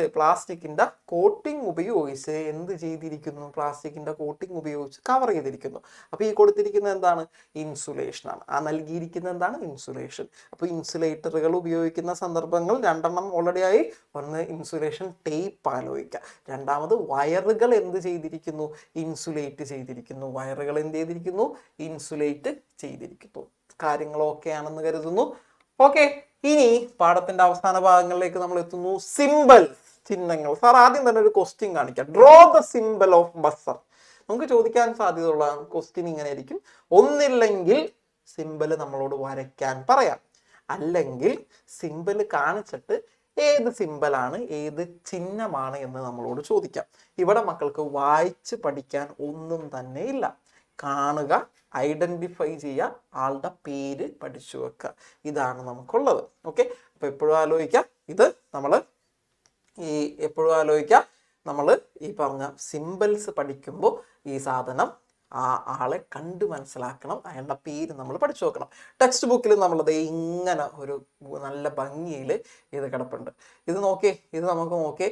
ഫിഗേഴ്സ്, ഓരോ ഫിഗേഴ്സും അതിൻ്റെ ചിഹ്നങ്ങളുമാണ് നമുക്ക് നൽകിയിരിക്കുന്നത്. ഒന്നാമത് കൊടുത്തിരിക്കുന്നത് ഇത് ഒരു കണ്ടക്റ്റിംഗ് വയറാണ്. രണ്ടാമത് കൊടുത്തിരിക്കുന്നത് ഇത് ഒരു സ്വിച്ച്, വെറും സ്വിച്ച് അല്ല, സ്വിച്ചിൻ്റെ ഓഫ് മോഡ്. മൂന്നാമത് സ്വിച്ച് ഓപ്പൺ മോഡ്. നാലാമത് സെല്ല്. അഞ്ചാമത് ബാറ്ററി. ആറാമത് ബൾബ്. ദെൻ ബൾബിൻ്റെ ഗ്ലോയിങ് ബൾബ് ഉണ്ട്. ദെൻ സർക്യൂട്ട് ബൾബും പ്ലസ് ഒരു കത്താത്തതും കത്തുന്നതുമായിട്ടുള്ള ബൾബ് പ്രത്യേകം. ബസർ. ഓക്കെ, അപ്പൊ സാറ് തൊട്ട് മുന്നേ ചോദിച്ച ചോദ്യം എന്താണ്? Draw the symbol of buzzer. ബസറിന്റെ ചിഹ്നം വരയ്ക്കുക. ചിഹ്നം നിങ്ങൾക്ക് വരയ്ക്കാൻ പറ്റണം, വരച്ചുകൂടി പഠിക്കാം. എഴുതി പഠിക്കാൻ പറയുന്നില്ല, വായിച്ചു പഠിക്കാൻ പറയുന്നില്ല, വരയ്ക്കാനൊന്ന് പഠിക്കാനാണ് സാറ് പറഞ്ഞിരിക്കുന്നത്. ഓരോ സിമ്പലുകളും വരയ്ക്കാൻ പഠിക്കുക, ഓരോ ചിഹ്നങ്ങളും ഇവിടെ മുതൽ ഇവിടെ വരെ വരയ്ക്കാൻ പഠിക്കുക. ഏത് ചിഹ്നം തന്നിട്ട് പരീക്ഷയ്ക്ക് ചോദിച്ചാലും ആ ചിഹ്നം ഏതെന്ന് നമുക്ക് എഴുതാൻ പറ്റിയിരിക്കണം. ഇവിടെ ഒരു മിനി മോട്ടർ, എല്ലാ ചിഹ്നങ്ങളുടെയും ഫിഗേഴ്സും തന്നിട്ടുണ്ട്. ഫിഗേഴ്സ് ജസ്റ്റ് ഒന്ന് മക്കളൊന്ന് നോക്കിയിട്ട് പോവാ, പെട്ടെന്ന് മനസ്സിലാവും. സ്വിച്ച് ഓൺ ഓഫ് ഒക്കെ മനസ്സിലാവും. LED ചിഹ്നം കണ്ട, ഇവനെയൊക്കെ ഒന്ന് വരച്ച് പഠിക്കുക. അപ്പോൾ ക്വസ്റ്റ്യൻ വരുന്ന രീതി സാറ് പറഞ്ഞു, ഒന്നില്ലെങ്കിൽ ചിഹ്നം തന്നിട്ട് സിമ്പൽ തന്നിട്ട് ആരുടെ സിമ്പലാണെന്ന് നമുക്ക് ചോദിക്കാം. അല്ലെങ്കിൽ എന്ത് ചെയ്യാം, നമ്മളോട് വരയ്ക്കാൻ ആവശ്യപ്പെട്ടാൽ നമുക്കത് വരയ്ക്കാൻ അറിയണം, വരച്ച് പഠിക്കണം. എഴുതി പഠിക്കണ്ട, വായിച്ചു പഠിക്കണ്ട, ഒന്ന് വരച്ച് പഠിക്കണം. ഒപ്പം ഐഡന്റിഫൈ ചെയ്യാൻ പറ്റണം. ഇതൊക്കെ തന്നിട്ട് ആരുടെ സിമ്പലാണ്, ആരുടെ ചിഹ്നമാണെന്ന് ചോദിച്ചാൽ it's an LED. LED full form നമ്മൾ പഠിച്ചു, ലൈറ്റ് എമിറ്റിംഗ് ഡയോഡ്. സാർ ഇതിന്റെ പേജ് നമ്പർ കൂടി ഒന്ന് സ്പെസിഫൈ ചെയ്താക്കാം. ഇത് പേജ് നമ്പർ 54 പേജിൽ ഇയാൾ കിടപ്പുണ്ട്. 54 പേജിൽ ഇംഗ്ലീഷ് മീഡിയത്തിലും മലയാളം മീഡിയത്തിലും ഈ പേജ് നമ്പർ നോക്കാം. 54 പേജിൽ ഇത് കിടപ്പുണ്ട്. അപ്പോൾ കുറച്ച് നേരത്തെ സാറ് ഇൻസുലേറ്റേഴ്സ് ഉപയോഗിക്കുന്ന സന്ദർഭങ്ങൾ ചോദിച്ചപ്പോൾ ഹാൻഡിലുകൾ അല്ലെ, ഓരോ ഇലക്ട്രിക് ഡിവൈസുകളുടെയും ഹാൻഡിലുകൾ നിർമ്മിച്ചിരിക്കുന്നത് ഇൻസുലേറ്റേഴ്സ്. നമുക്ക് കുറച്ച് ഇലക്ട്രിക് ഡിവൈസുകൾ നോക്കിയാലോ. ഇത് കെറ്റിലാണ്, പിന്നെ നമ്മളുടെ മൈക്രോവേവ് ഓവൻ ഉണ്ട്, നമ്മളുടെ ഫാൻസ്, വക്വം ക്ലീനർ, ബ്ലോഡർ, ഹെയർ ഡ്രയർ, പിന്നെ നമ്മളുടെ അയൺ ബോക്സ്, മിക്സി. ഇതിൻ്റെ എല്ലാം പിടിക്കുന്ന ഭാഗമില്ലേ, നമ്മൾ കൈകൊണ്ട് നമ്മൾ ആ പിടിക്കുന്ന ഭാഗങ്ങൾ അതെല്ലാം നിർമ്മിച്ചിരിക്കുന്നത് ഇൻസുലേറ്റഡ് ഹാൻഡിൽസ് കൊണ്ടാണ്. മക്കളുടെ വീട്ടിൽ ഇതിനകത്ത് എല്ലാം ഇല്ലെങ്കിലും അറ്റ്ലീസ്റ്റ് ഒരു അയൺ ബോക്സ് ഉണ്ടാവുമല്ലോ, അതിൻ്റെ ആ പിടിക്കുന്ന ഭാഗം ഒരു പ്ലാസ്റ്റിക്കോ അല്ലെങ്കിൽ കട്ടി കൂടിയ പ്ലാസ്റ്റിക്കോ ബേക്ക് ലൈറ്റ് അങ്ങനെ എന്തെങ്കിലും സാധനങ്ങളുണ്ടായിരിക്കും. അതൊക്കെ ഇൻസുലേറ്ററുകളാണ്, വൈദ്യുതി കടത്തിവിടാത്ത വസ്തുക്കളാണ്. ഓക്കെ, അപ്പോൾ സാർ ഇതൊന്നും ബെറ്റർ അണ്ടർസ്റ്റാൻഡിങ്ങിന് വേണ്ടി ആ ഫിഗേഴ്സ് ഒന്ന് കാണിച്ചു തന്നുള്ളൂ. ഇലക്ട്രിക് ഡിവൈസുകളുടെ ഹാൻഡിലുകൾ നിർമ്മിച്ചിരിക്കുന്നത് ഇൻസുലേറ്ററുകൾ കൊണ്ടാണ്. ഓക്കെ ആണല്ലോ. ഇനി നമുക്ക് ജസ്റ്റ് ഒരു കാര്യം, ഈ വൈദ്യുതി എല്ലാവരുടെയും വീട്ടിൽ, ഈ വീഡിയോ നിലവിൽ കണ്ടുകൊണ്ടിരിക്കുന്ന എല്ലാവരുടെയും വീടുകളിൽ വൈദ്യുതിയുടെ ഒരു കണക്ഷൻ ഉണ്ടാവും, ഹൗസ് ഹോൾഡ് ഇലക്ട്രിസിറ്റി. നമ്മളുടെ നാട്ടിൽ വീടുകളിലേക്ക് ഗാർഹിക ആവശ്യങ്ങൾക്ക്, പ്രത്യേകം എടുത്തു പറയുന്നു, ഗാർഹിക ആവശ്യങ്ങൾ വീടുകളിലേക്കുള്ള ഉപയോഗത്തിന്, ഡൊമസ്റ്റിക് പർപ്പസിന് നമുക്ക് 230 വോൾട്ടേജ് ആണ് നമുക്ക് നൽകുന്നത്. നമുക്ക് KSEBന്ന് നമുക്ക് എത്ര വോൾട്ടേജ് ആണ് നൽകുന്നത്? 230 വോൾട്ട്, 230 വോൾട്ട് ഓഫ് ഇലക്ട്രിസിറ്റി ആണ് നമ്മളുടെ വീടുകളിലേക്ക്. പ്രത്യേകം സാർ എടുത്തു പറയുന്നു, ഗാർഹിക ഉപയോഗങ്ങൾക്ക്. എന്താണ് ഗാർഹിക ഉപയോഗങ്ങൾ എന്ന് പറഞ്ഞാൽ വീടുകളിലെ ആവശ്യങ്ങൾക്ക് വേണ്ടി 230 വോൾട്ട് ആണ് നമുക്ക് സപ്ലൈ ചെയ്യുന്നത്. 230 വോൾട്ട് ആണ് ഗാർഹിക വൈദ്യുതി എന്ന് പറയുമ്പോൾ തന്നെ അത് എത്രയാണ്? 230, 230. ഇതിന്റെ ഒറ്റ ക്വസ്റ്റ്യൻ സാർ ഒന്ന് കാണിക്കുകയാണ്. ഗാർഹിക ഉപയോഗങ്ങൾക്ക് വിതരണം ചെയ്യുന്നത് എത്ര വോൾട്ടേജാണ്? ഗാർഹിക ഉപയോഗങ്ങൾക്ക് വിതരണം ചെയ്യുന്നത്, ഡൊമസ്റ്റിക് പർപ്പസുകൾക്ക് വിതരണം ചെയ്യുന്നത് എത്ര വോൾട്ടേജ് ആണ്? ആ അക്കം ഒന്ന് പഠിച്ചു നോക്കുക, ആ ഡിജിറ്റ് ഒന്ന് പഠിച്ചു. ദിറ്റ്സ് 230. അത് എത്രയാണ്? 230 ആണ് നമുക്ക് ഗാർഹിക ഉപയോഗങ്ങൾക്ക് ഉപയോഗിക്കുന്നത്. ഓക്കെ, ചാപ്റ്ററിന്റെ ഫൈനൽ സ്റ്റേജിലോട്ടൊക്കെ എടുക്കുമ്പോൾ നമുക്ക് പഠിക്കാനുള്ളതാണ് ഇലക്ട്രിക് ഷോക്ക് എന്താണെന്ന് നമുക്ക് അറിയാം. അത്യാവശ്യം വൈദ്യുതിയായിട്ട് കളിച്ചിട്ടുള്ളവർക്കൊക്കെ ഒരു ഷോക്ക് കിട്ടാനുള്ള സാധ്യതയുണ്ട്. ഷോക്ക് എന്താണ് നമുക്ക് നോക്കാം. We get an electric shock when electric current passes through our body. Our body is a conductor since water is present in the living cells. ഇതാണ് ആദ്യം മനസ്സിലാക്കേണ്ട ഒരു കാര്യം. നമ്മളുടെ ശരീരത്തിലൂടെ വൈദ്യുതി കടന്നു പോകുമ്പോഴാണ് നമുക്കൊരു ഷോക്ക് ഏൽക്കുന്നത്. നമ്മളുടെ ശരീരം, നമ്മളുടെ ബോഡി എന്നാൽ അതൊരു കണ്ടക്ടറാണ്. കാരണം എന്തുകൊണ്ട് നമ്മളുടെ ബോഡി ഒരു കണ്ടക്ടറായി? നമ്മളുടെ ശരീരത്ത് കൂടുതലും സെല്ലുകളാണ്, സെല്ലുകളിൽ കൂടുതലും വാട്ടറാണ്. വാട്ടർ ഒരു കണ്ടക്ടറാണ്, ജലം എന്നാൽ ഒരു ചാലകമാണ്. അപ്പോൾ ശരീരത്തിലെ സെല്ലുകൾ, കോശങ്ങളിലെ ജലത്തിലൂടെ ആർക്ക് എളുപ്പത്തിൽ കടന്നു പോകാം? വൈദ്യുതിക്ക് എളുപ്പത്തിൽ കടന്നു പോകാം. അതുകൊണ്ട് ശരീരത്തിലൂടെ വൈദ്യുതി കടന്നു പോകുമ്പോൾ നമുക്ക് ഷോക്ക് ഏൽക്കുന്നു. കടന്നു പോകുന്ന സമയത്താണ് ഷോക്ക് ഏൽക്കുന്നത്. ശേഷം ഏറ്റവും അവസാനം ഒരു കാര്യം കൂടി അവിടെ എഴുതിയിട്ടുണ്ട്. ഇങ്ങനെ വൈദ്യുതി കടന്നു പോകുന്ന സന്ദർഭങ്ങളിൽ, ഷോക്ക് ഏൽക്കുന്ന സന്ദർഭങ്ങളിൽ അതൊരു കാർഡിയാക് അറസ്റ്റ് ആയിട്ട് മാറാം, ഹൃദയ സ്തംഭനമായിട്ട് മാറാം. അങ്ങനെയാണ് ആളുകൾക്ക് മരണം സംഭവിക്കുന്നത്. അപ്പൊ എപ്പോഴും ആലോചിക്കാം, ഈ ഒരു ടോപ്പിക്കിൽ നിന്ന് ഒരു ക്വസ്റ്റ്യൻ വരുമ്പോൾ ശരീരത്തെ സെല്ലുകളിൽ വാട്ടർ ഉണ്ട് എന്നുള്ള പോയിന്റ് മറന്നു പോകരുത്. ബോഡിയിലെ കോശങ്ങളിൽ സെല്ലുകളിൽ വാട്ടറാണ് മെയിൻ കണ്ടന്റ്, ജലമാണ്. ഈ വാട്ടർ ഒരു കണ്ടക്ടറാണ്. ഇതിലൂടെ എളുപ്പത്തിൽ വൈദ്യുതിക്ക് കടന്നു പോകാനും അത് ഷോക്ക് ആവും. അപ്പോൾ വൈദ്യുതി കടന്നു പോകുമ്പോഴാണ് നമുക്ക് എന്തേൽക്കുന്നത്? അതൊരു ഷോക്ക് ഏൽക്കുന്നത്. ഷോക്ക് ഏൽക്കുമ്പോൾ ആളുകൾക്ക് എന്തുണ്ടാവാറുണ്ട്? ഹൃദയസ്തംഭനം ഉണ്ടാവാറുണ്ട്, ഹൃദയാഘാതം അല്ലെങ്കിൽ ഹൃദയസ്തംഭനം ഉണ്ടാകാറുണ്ട്. അത് മരണത്തിന് കാരണമാകുന്നു. അപ്പൊ ഷോക്ക് നന്നായിട്ട് പഠിക്കണം. Shock, what is electric shock എന്നുള്ള ചോദ്യം വരുന്നതിനേക്കാൾ കൂടുതൽ ചോദിക്കാൻ സാധ്യതയുള്ളത് എപ്പോഴൊക്കെ situations that lead to electric ഷോക്കാണ്. പഠിച്ചേ പറ്റൂ, നിർബന്ധമായിട്ടും പഠിച്ചേ പറ്റൂ. ഷോക്ക് ഏൽക്കാൻ സാധ്യതയുള്ള, നയിച്ചേക്കാവുന്ന സാഹചര്യങ്ങൾ: ഒന്ന്, സ്വിച്ച് ഓൺ ചെയ്തുകൊണ്ട് ബൾബ് മാറ്റുന്നത്. വീടുകളിൽ സ്വിച്ച് ഓൺ ചെയ്ത്, ബൾബിന്റെ സ്വിച്ച് ഓൺ ചെയ്തുകൊണ്ട് ബൾബ് മാറ്റുമ്പോൾ നമുക്ക് ഷോക്ക് ഏൽക്കാം. Making the switch on or off with wet hands. നനഞ്ഞ കൈകൾ കൊണ്ട്, എന്താണ് എഴുതി വെച്ചിരിക്കുന്നത്? വെറ്റ് എന്നാൽ നനഞ്ഞ കൈകൾ കൊണ്ട് സ്വിച്ച് ഓഫ് ചെയ്യുകയും ഓൺ ചെയ്യുകയും ചെയ്താൽ നമുക്ക് എന്തേൽക്കാം? ഷോക്ക് ഏൽക്കാം. Removing or inserting the plugs without turning off the switch. നമ്മളൊരു ചാർജർ, നമ്മളുടെ മൊബൈൽ ഫോണിന്റെ ചാർജർ ഊരുകയാണ് അല്ലെങ്കിൽ ഇൻസേർട്ട് ചെയ്യുകയാണ്, കുത്തുകയാണ്. ഈ രണ്ട് സന്ദർഭങ്ങളിലും സ്വിച്ച് ഓഫ് ചെയ്തിട്ട് തന്നെ ചെയ്യണം.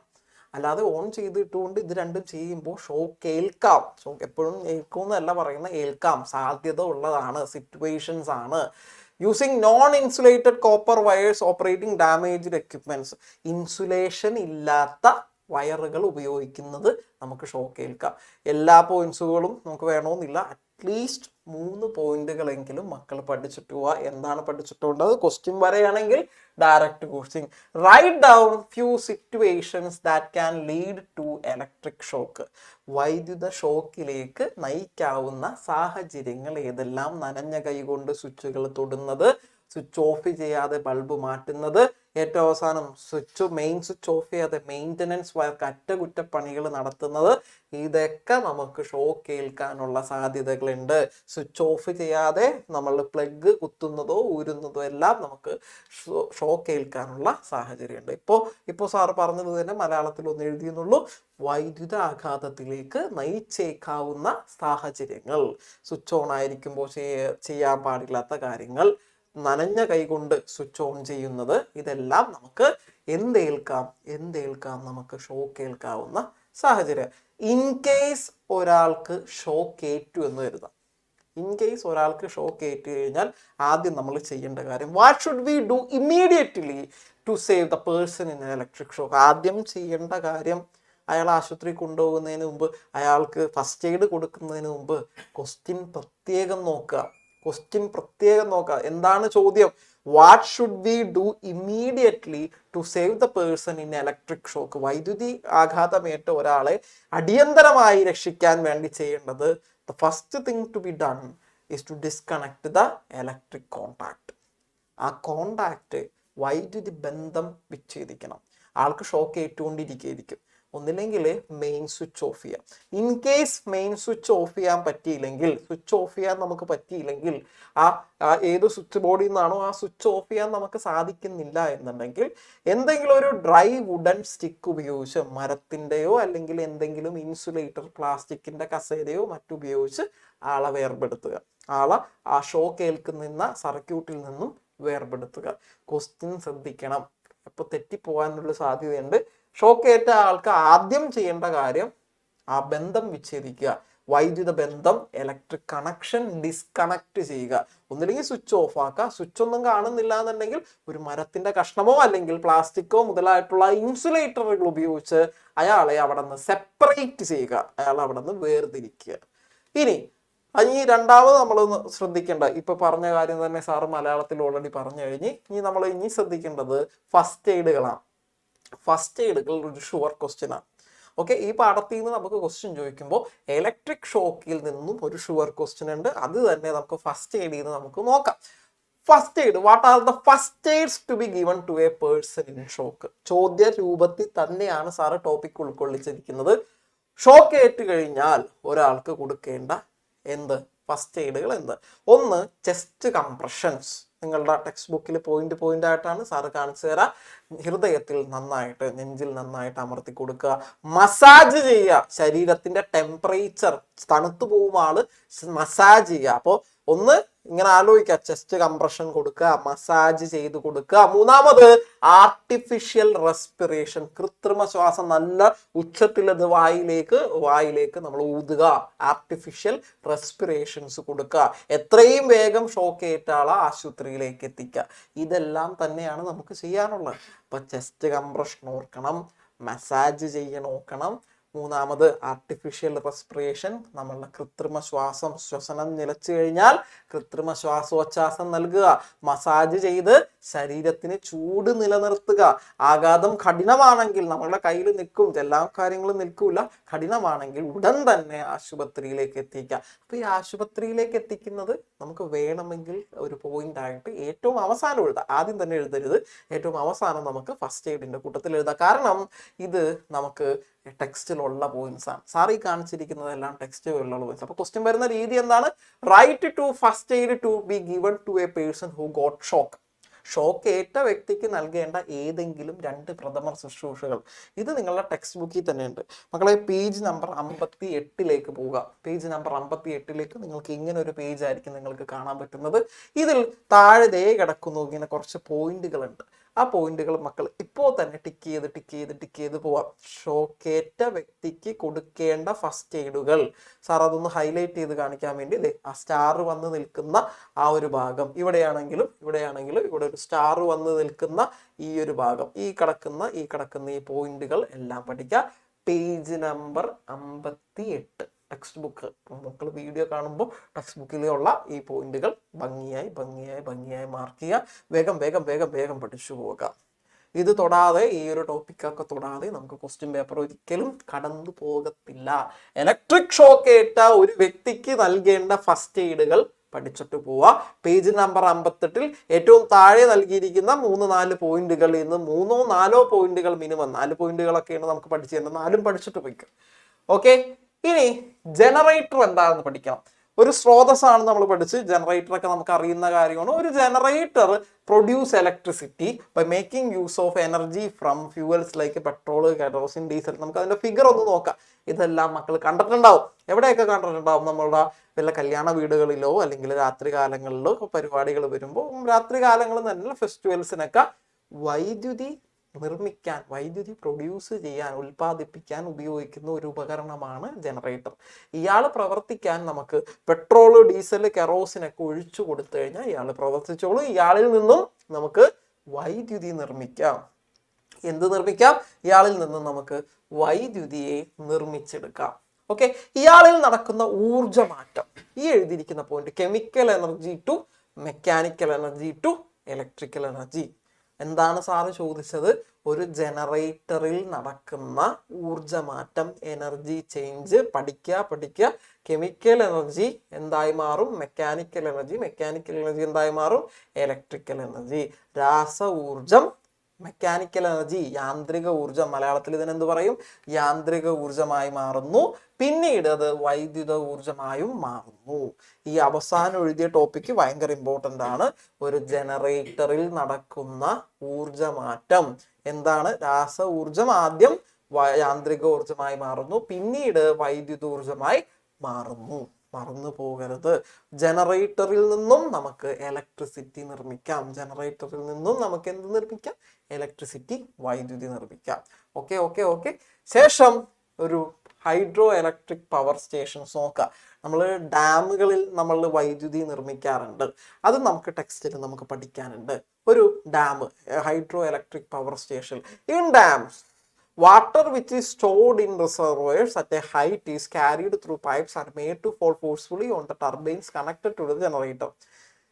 നമ്മൾ നേരത്തെ കണ്ട ജനറേറ്റർ അല്ല, വേറെ കുറേ ജനറേറ്ററുകളുണ്ട്. വൈദ്യുതി ഉൽപ്പാദിപ്പിക്കുന്ന വലിയ ജനറേറ്റേഴ്സ് ഉണ്ട്. അതിന് ഒരു കറങ്ങുന്ന ഭാഗമുണ്ട്, ടർബൈൻ. ഈ ടർബൈൻ കറങ്ങുന്നത് വെള്ളം കൊണ്ടുപോയി ഒഴിച്ചാണ്. ജലം കൊണ്ടുപോയി ഈ ടർബൈനിലേക്ക് ഒഴിക്കുകയും ആ ഫോഴ്സിൽ, ആ ബലത്തിൽ ടർബൈനുകൾ കറങ്ങാൻ തുടങ്ങും. എവിടെ നിന്നാണ് ഈ ജലം? നമ്മൾ ഡാമുകളിൽ സ്റ്റോർ ചെയ്ത, വളരെ ഉയരത്തിൽ സംഭരിച്ചു വെച്ചിരിക്കുന്ന ജലം പൈപ്പുകളിലൂടെ കൊണ്ടുപോയി ഈ ടർബൈനിലേക്ക് ഒഴിക്കും. ഈ ടർബൈൻ വെറുതെ ഇരിക്കില്ല, ഈ ടർബൈൻ കിടന്ന് റൊട്ടേറ്റ് ചെയ്യും, ടർബൈൻ കറങ്ങും, അങ്ങനെ വൈദ്യുതി ഉൽപ്പാദിപ്പിക്കും. ഇതാണ് ഹൈഡ്രോ ഇലക്ട്രിക് പവർ സ്റ്റേഷനിൽ നടക്കുന്ന പ്രവർത്തനം. ഓക്കെ, അപ്പോൾ ജനറേറ്റർ വിട്ടുപോകരുത്, ജനറേറ്ററിന്റെ ടർബൈൻ വിട്ടുപോകരുത്. ടർബൈനിന് കറങ്ങാനായിട്ട് പറ്റും. കറങ്ങാൻ ഉദ്ദേശിക്കുന്നത് റൊട്ടേറ്റ് ചെയ്യാനായിട്ട് വാട്ടർ വീഴുമ്പോഴാണ്. വാട്ടർ പൈപ്പിലൂടെ എത്തിച്ച് ടർബൈനിലേക്ക് വീഴ്ത്തുന്നു, ടർബൈൻ കറങ്ങുന്നു, വൈദ്യുതി ഉൽപ്പാദിപ്പിക്കപ്പെടുന്നു.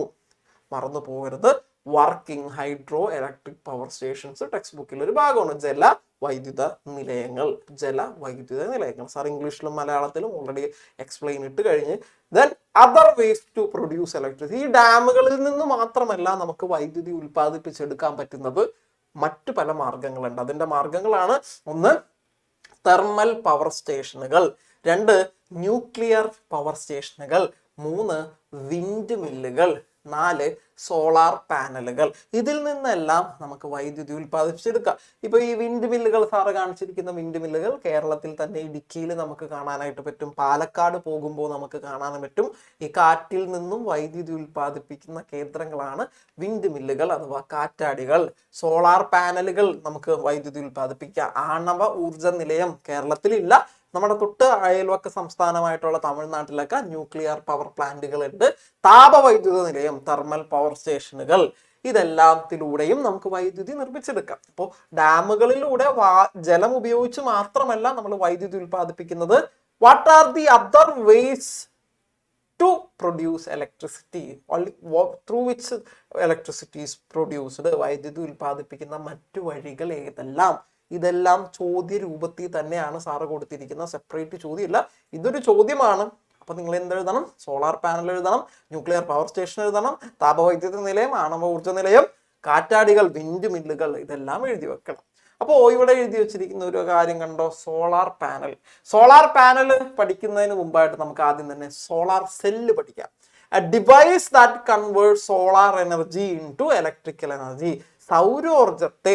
സൗരോർജം, സൂര്യനിൽ നിന്നും ലഭിക്കുന്ന സോളാർ എനർജി, സൗരോർജത്തെ ഇലക്ട്രിക്കൽ എനർജി, വൈദ്യുത ഊർജമാക്കി മാറ്റുന്നവരാണ് സോളാർ സെല്ലുകൾ. ഓക്കെ, അപ്പോൾ സൗരോർജം ആ പേരിൽ തന്നെ ഉണ്ട്. സോളാർ സെൽ എന്ന് പറയുമ്പോൾ സോളാർ എനർജിയെ ഇലക്ട്രിക്കൽ എനർജിയാക്കി മാറ്റുന്നു. സാർ ഒന്നുകൂടി പറയുന്നു, സോളാർ എനർജിയെ ഇലക്ട്രിക്കൽ എനർജിയാക്കി മാറ്റുന്നു. സൗരോർജത്തെ വൈദ്യുതോർജമാക്കി മാറ്റുന്ന ഒരു ഉപകരണമാണ് സോളാർ സെല്ലുകൾ.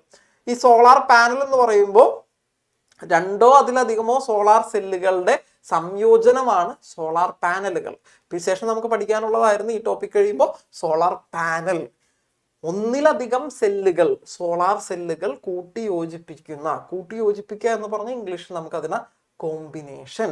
It's A combination of 2 or more solar cells. രണ്ടോ അതിലധികമോ സെല്ലുകളുടെ കോമ്പിനേഷൻ ആണ് സോളാർ സെല്ലുകൾ. It's A solution for future energy crisis. നമ്മളുടെ പെട്രോൾ, ഡീസലൊക്കെ ഒരുപാട് വർഷങ്ങൾക്ക് ഉള്ളിൽ തന്നെ നമ്മളത് തീർന്നു പോകാൻ ഇടയുണ്ടെന്നാണ് പറയുന്നത്. അപ്പോൾ ഇപ്പോൾ നമ്മളെ ഒരു ട്രെൻഡ് ശ്രദ്ധിച്ചു കഴിഞ്ഞാൽ മനസ്സിലാവും, നമ്മളെല്ലാവരും ഇലക്ട്രിക് വെഹിക്കിൾസിലേക്ക് മാറിക്കൊണ്ടിരിക്കുകയാണ്. EVs, ഇപ്പൊ സ്കൂട്ടേഴ്സ് ആയിക്കോട്ടെ, കാറുകളായിക്കോട്ടെ, ഓട്ടോ റിക്ഷാസ് ആയിക്കോട്ടെ, നമ്മൾ EVസിലേക്ക് മാറിക്കൊണ്ടിരിക്കുക. അപ്പോൾ ഇലക്ട്രിസിറ്റിയുടെ ഭാവിയിൽ ഉണ്ടാവുന്ന പ്രതിസന്ധിക്ക് ഒരു പരിഹാര മാർഗമായിട്ടാണ് സോളാർ പാനലുകൾ കാണുന്നത്. അപ്പോൾ രണ്ടോ അതിലധികമോ സോളാർ സെല്ലുകൾ അറ്റാച്ച് ചെയ്തുണ്ടാക്കുന്ന, കമ്പൈൻ ചെയ്തുണ്ടാക്കുന്ന കോമ്പിനേഷൻ ആണ് എന്തെന്നാൽ സോളാർ പാനലുകൾ. ഓക്കെ, അപ്പൊ രണ്ടോ അതിലധികമോ സോളാർ സെല്ലുകളുടെ സംയോജനം ഭാവിയിലെ ഊർജ പ്രതിസന്ധിക്കുള്ള പരിഹാരമാണിത്. അപ്പൊ ഇത്രയും ടോപ്പിക്സ് ആണ് നമ്മളുടെ ഏത് ചാപ്റ്ററിൽ വരുന്നത്? ചാപ്റ്റർ 3 വേൾഡ് ഓഫ് ഇലക്ട്രിസിറ്റി എന്നുള്ള പാഠത്തിൽ വരുന്നത്. എപ്പോഴും ശ്രദ്ധിക്കുക, ഇത്രയും ടോപ്പിക്സ് സാർ എല്ലാ ചോദ്യ രൂപേണയാണ്, എല്ലാം ക്വസ്റ്റ്യൻ വരുന്ന മാതൃകയിൽ തന്നെയാണ് നമ്മൾ നൽകിയിരിക്കുന്നത്. ഭംഗിയായി പഠിക്കുക. ടോപ്പിക്സ് ഓൾറെഡി ഉണ്ട്. ഇനി ടെക്സ്റ്റ് ബുക്കിൽ നിന്ന് നമുക്ക് റെഫർ ചെയ്യാൻ പറ്റുന്നത് പേജ് നമ്പർ ഉൾപ്പെടെയാണ് നമ്മൾ ഈ പാഠത്തിൽ നിന്ന് ചാപ്റ്റർ 3 മൂന്നാമത്തെ ചാപ്റ്ററിൽ നിന്ന് നൽകിയിരിക്കുന്നത്.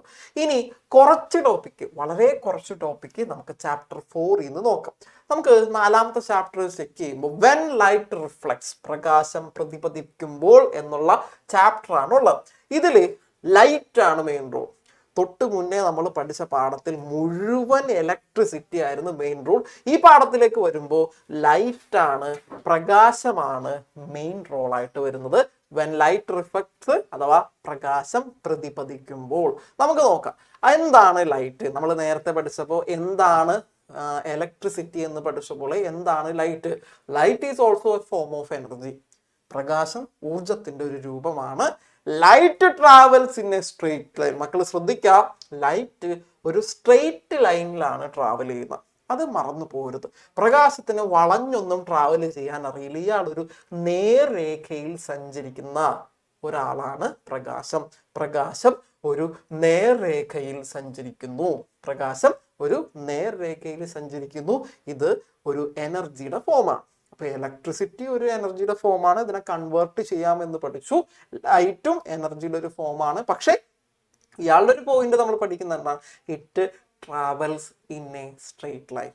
It travels in A straight line. ഇതൊരു നേർരേഖയിൽ സഞ്ചരിക്കുന്നു. When objects that transmit light, അവരെ നമ്മൾ വിളിക്കുന്ന പേരാണ് ട്രാൻസ്പെറന്റ് ഒബ്ജക്ട്സ്. സുതാര്യമായിട്ടുള്ള വസ്തുക്കൾ. നമ്മൾ കുറച്ച് ഒബ്ജക്ട്സ് പഠിക്കുന്നു. അത്രയും കാര്യങ്ങളാണ് നമുക്ക് പഠിക്കാനുള്ളത്. ആ ഒബ്ജക്ട്സ് പഠിച്ചു കഴിഞ്ഞിട്ടുണ്ടെങ്കിൽ ഓഗസ്റ്റ് മാസം വരെയുള്ള നമ്മളുടെ ടോപ്പിക്കുകൾ അവസാനിക്കുകയാണ്.